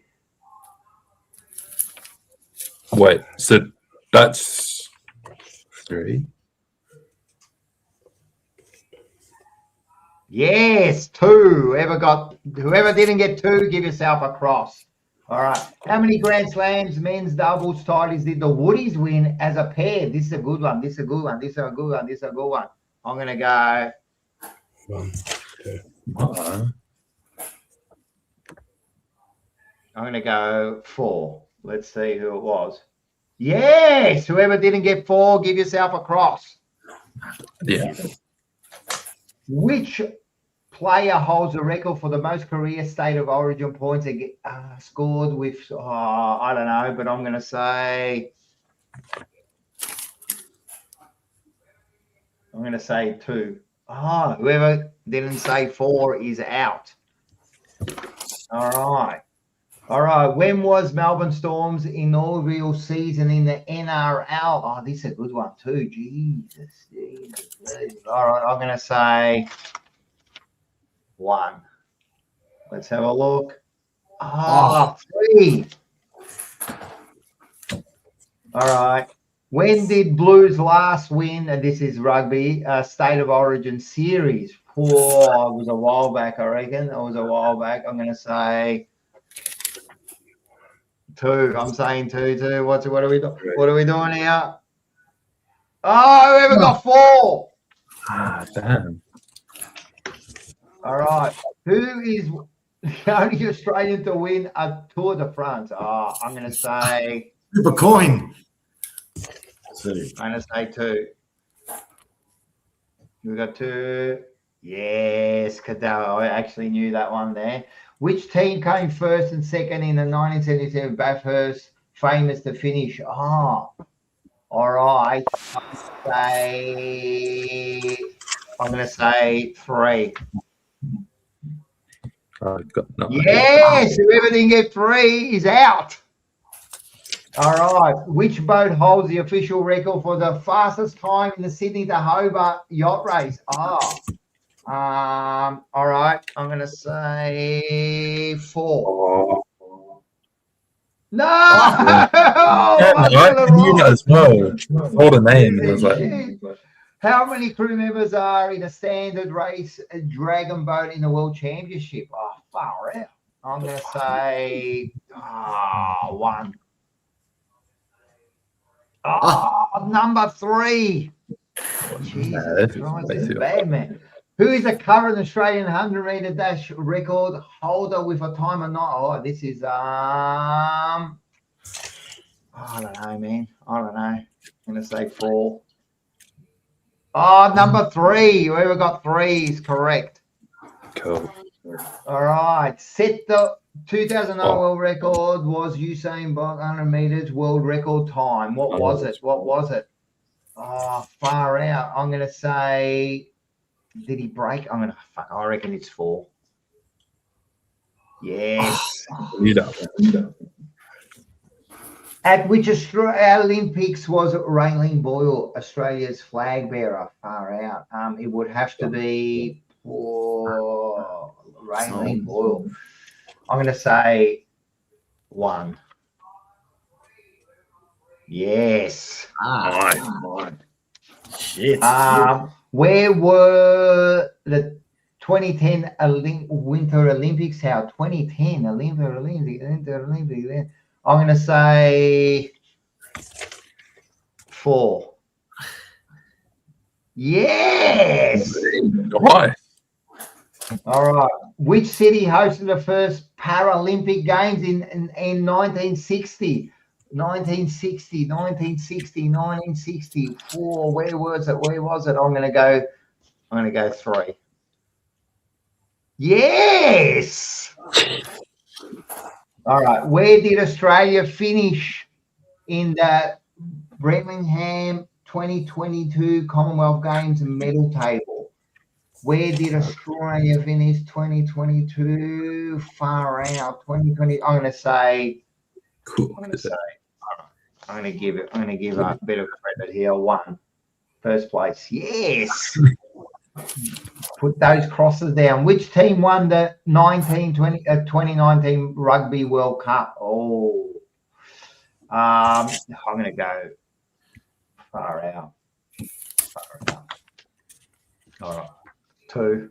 We're all gone different. Yeah, I just guessed that one there. All right, good. Which footy stadium in Chelsea football? Which football stadium is Chelsea's home ground? Fucking, I don't know. Far out. I don't know. I don't even know where Chelsea is. I'm going to say 2. Is everyone going 3? Oh, then I'm wrong for sure. Yeah, Stamford Bridge. That one was wrong. All right, fair enough. Which club has won the most A-League men's A titles? Far out. I'm going to say, Manny should know this one. I'm going to say 4. Oh, no. Yeah. Manny. All right. Which boomer? We're almost there. Which boomer was the Australian to play in the NBA? Which boomer was the first Australian? The first Australian. Fucking hell. I'm going to say 4. 3. Yeah. Nice. Luke, long legs. Yeah, long legs. Kobe Bryant played for which team for his entire NBA career? I know the answer. I'm waiting for you guys to put it up. I'm going to say 4. Liam. Yeah. Don't cheat, you bloody guys. I'm starting to see the flaw in this. Nah, Kobe Bryant's my favorite. How is Lauren Jackson? I'm going to say she's at 1. 1. Nah, let's just stay with 1. I'm going to stay the obvious. We all went 4. Yeah. Yes. All right, we're almost there, guys. We got 5 more. When did Leon Rose win the first WBA, WBC, and Ring Battleweight Championship? Where is Lyndon Hosking? I'm going to say, just by the picture there, number 2. Number 3. All right. What is the weight limit of the male professional boxer in the cruiserweight division? Cruiser. The cruiser is in the middle. No, I'm going to go 1. 3. Ah. All right. Met Cowdrey won 13 Paralympic game gold medals in which sport? I'm going to go 4. Oh, yeah, I got another one wrong. So I don't know, man. But we're always good at this, aren't we? He So looks wet. yeah. Yes. yeah, he looks like he's out the pool. That's what I reckon too. Australia's first female Olympic medalist. That's Manny with hair. It's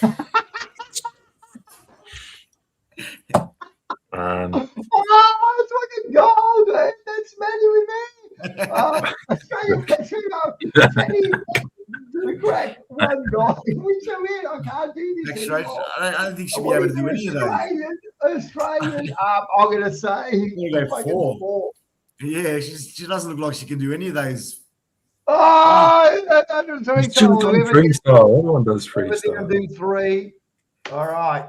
Where are we going? We've got another 2 more. How many gold medals did Ian Thorpe win in his Olympic career? Okay, I'm going to say 2.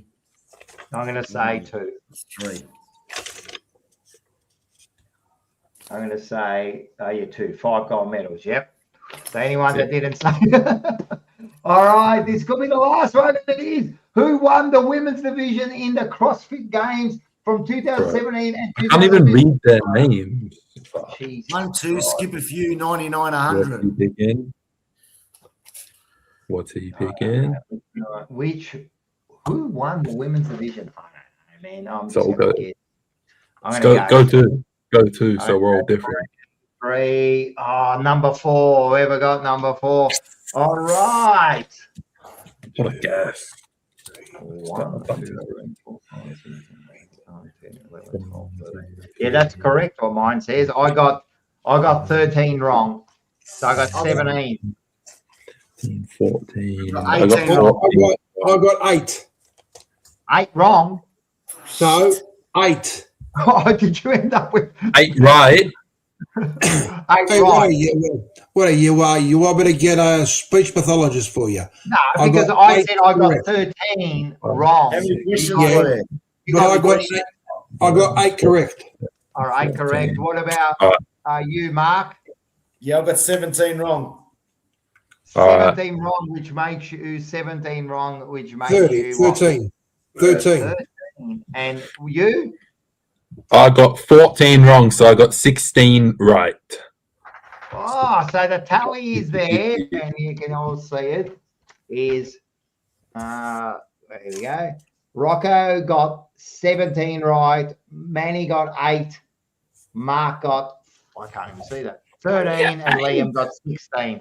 So champion tonight. So me and Liam, I think, are on equal points after 2 rounds. We'd be on equal across both, because I think I beat you by 1 last week, and you've got me by 1 tonight. So Rocco Morto got 6 wrong. Fuck, what's wrong with you, mate? You're like a star, man. Let me just. Mate, we should have called him in, like phone a friend or something. I know we could have had Wasn't phone a that what we friend. need? That was too bloody hard. There was no football questions. Nah, not one football question. Tell me your scores. He got 6 wrong. What else? What else did everyone get? He got 6 wrong, so you would have got 24. You would have won tonight. Would have smoked us, yeah. Anyone else? No one else. Oh, that was fun. I actually enjoyed that. That was pretty good, man. That was funny, man. But I'm telling you now, Mark, the comment of the fucking night with "that's Manny with hair," I am dying. I'm actually going to try to get that photo again. That's great. We love you, Manny. Valentino got 31 correct. He got How's 1 that more man Kenny correct looking, than mate? How's that Manny. man Well Kenny done. looking? Mate, yeah. Maths All not a right, strong Bo suit. wants it. Bo, do you? Yeah, but the problem is if you choose the questions, how do we like that? We can do that on screen. If you choose the questions, how are we going to do it? Like, it's a lot I reckon easier. I reckon we could do that. And but we don't want questions. Is it porridge or is it cereal? Yeah, no. Is it jam or marmalade? Is it a fruit or is it a fucking vegetable? Is it a spud or is it a it's potato? in the fridge or out the fridge. They're important questions in life, bro. They're important questions in life. So let's just be right. All right, Bo. If we can work out a way to do it, you can definitely work out the questions for next week. You can jump on the show. Yeah, jump on the show. He can be. You know what? He can be the. Like the Tony Barber. He can be Tony Barber. Yeah. All right, Bo, that's a deal. Next week, you're going to come on and you're going to be Tony Barber. Yeah. Who am I? Bo, between me and you, Bo, we were talking about that, weren't we, Bo? So I'm telling you, the idea is there. Me and Bo have been coming up with an idea for a show. So we might be doing something. If you guys keep quizzing me on old people, though, I'm cooked because I don't know Tony Barber or the lady. You don't know who Tony Barber is from Sail on the Century. And what was his assistant? Was it Daly Delaney? What was her name? Delby Delaney, but there was also Victoria Nichols. He's a Victoria Nichols was one. Yeah. He had a few of them. He had a few of them on there, man. Yeah. I'm telling you, that was a top show, mate. I'm telling idea. you, that's the Leyland brothers, bloody Sail the Century. I'm telling you now. What was it? Blinkety Blinks? No, not Blinkety Blinks. Blankety blanks. Blankety blanks. Blankety blanks. Blankety blanks. Yeah. What was his name? Dave Gray. Ugly Dave Dave Gray. Gray. No, I was trying to think of him the other day. Dave Gray with No, ugly Dave Gray. Ugly Dave Gray. That's the one. Ugly Dave Gray. Yeah. Of course, man. That's right. Gray and Kennedy, man. He was a star, man. He was funny, man. He couldn't say certain things on TV, and he'd sit there and that was a good show, man. Blankety blanks. Blankety blanks. We should bring back those shows. Yeah, I agree. They were funny, man. But you can't have the humor, the sense of humor that they used to carry back in those days. Now you have to be politically correct. Yeah. Yeah, look at Lana. She's on doing great. The great Graham Kennedy, he was funny. Cyril Says, remember that? Cyril Says. He used to always use the word Cyril Says. That's right. Cyril Says, I went for a walk in the park, I bent over and I got something blank. Inside blank. And then everyone would have to write down the answer, man. That was fun, man. Yeah, that's problematic. Oh boy. That's funny. That's funny.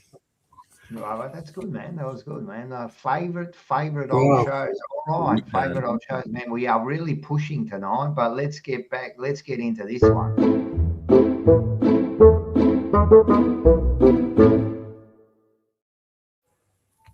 All right. So three rats, good mates. They've just finished watching a Steven Seagal movie, so they're really pumped. And these rats were pretty tough, yeah? So one says to the other one, you know how tough I am? He says, I'm so tough when they put rat poison down, I grab a blade, I chop it up, and I snort it. The other one goes, that's nothing, mate. He says, you know how tough I am? I'm so tough, I jump on those rat traps and I sit there and I bench press, mate, sometimes with one hand, sometimes with two hands, sometimes with my tail. The third one takes a gulp of a whiskey and he's walking up the stairs. They go to him, where you going? He says, mate, I'm so tough, I'm going upstairs to fuck the cat. So bad. That's funny. All right, I want you to give me a thumbs up or thumbs down for the joke. That's good. That's one of your better ones. All right. Oz loved it. Bojack, that was a shocker. Dirty joke. Everyone loves a dirty joke. All right, you know what? Here's one just to make you feel happy. You got another one, have you? No. Come on.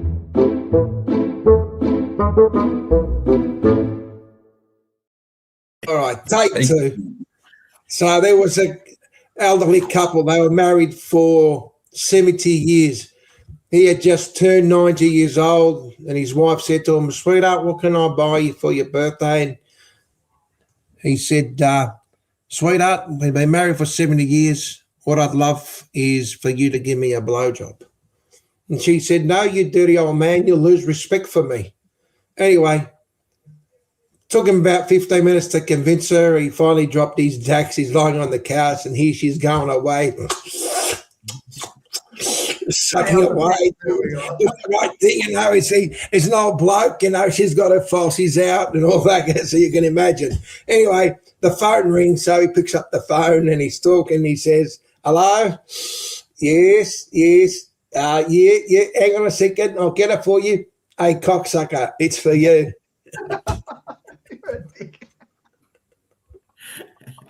Jeez.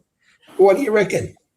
Well, let me get a few ha-has Hey, there. Rocco, next big segment when you bring Manny up with the clown, maybe we should try that lady. We should put that lady up. No sound effects. Oh, yeah, we should do the lady. Hey, Bo, can we get the lady on next week?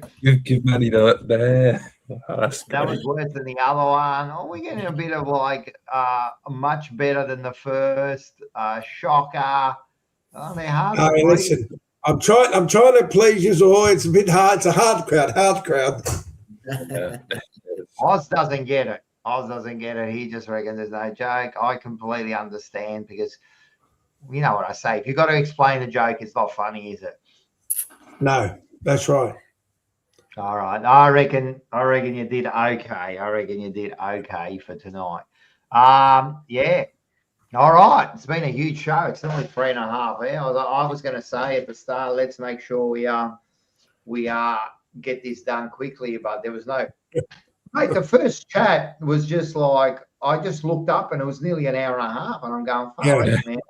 I haven't even looked at the clock and it just went. So I hope everyone enjoyed it.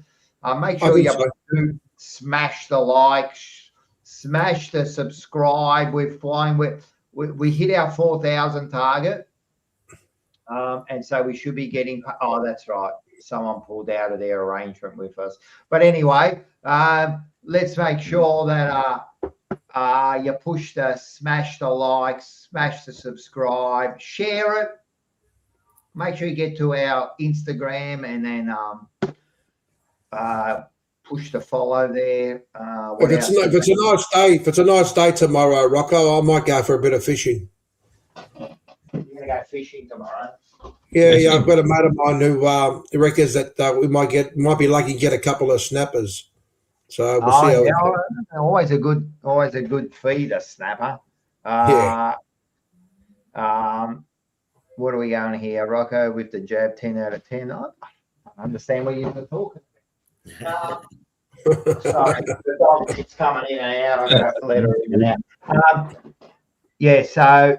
No, that's good. So do all that, man. We appreciate everyone jumping on, all the super chats, everything, man. We really do appreciate it, man. We do this because we love doing it. But if you guys give us a bit of love, it kind of gives us a bit of a pump up for next week, you know, that we love doing it. But it was a great show. And that's it. Anything else you want to leave? Anything, you guys? No, good luck to your teams, gentlemen. I hope you guys do well. Mother's Day to all. Yeah, happy Mother's Day. I don't know. I ain't quite sure what. Yeah. Mother's Day this week. Happy Mother's Day. Yeah. Happy Mother's Day to all those mothers out there. I hope they have a wonderful day. Might have to go down to the cemetery, give the old lady some flowers this week. So, all right. So yeah, definitely to all the mothers out there, do a great job. Happy Mother's Day this Sunday, is it? No, it's not. Sunday. Is it Sunday? Yeah. Sunday. Yes, that's what I said. Sunday. Well, how many times do you want me to say it? Yeah. All right. All good, man. Everyone's saying goodbye. So thanks, guys, man. Love your work. Ciao. Thanks, guys. I know that most of you are subscribed. I guarantee most of you are subscribed, and we love it, man. You really did help us get to 4,000. And now it's the road to 5,000, man. So I really do appreciate all the love out there. And I think it's time to say goodbye. What do you reckon? But before we go, I reckon everyone wants to hear this one more time before we go. What do you reckon? Huh? Might as well. God, finish it on a high. Anna Dons, come on, Bombers. If you want your family to be safe, carlton security doors and blind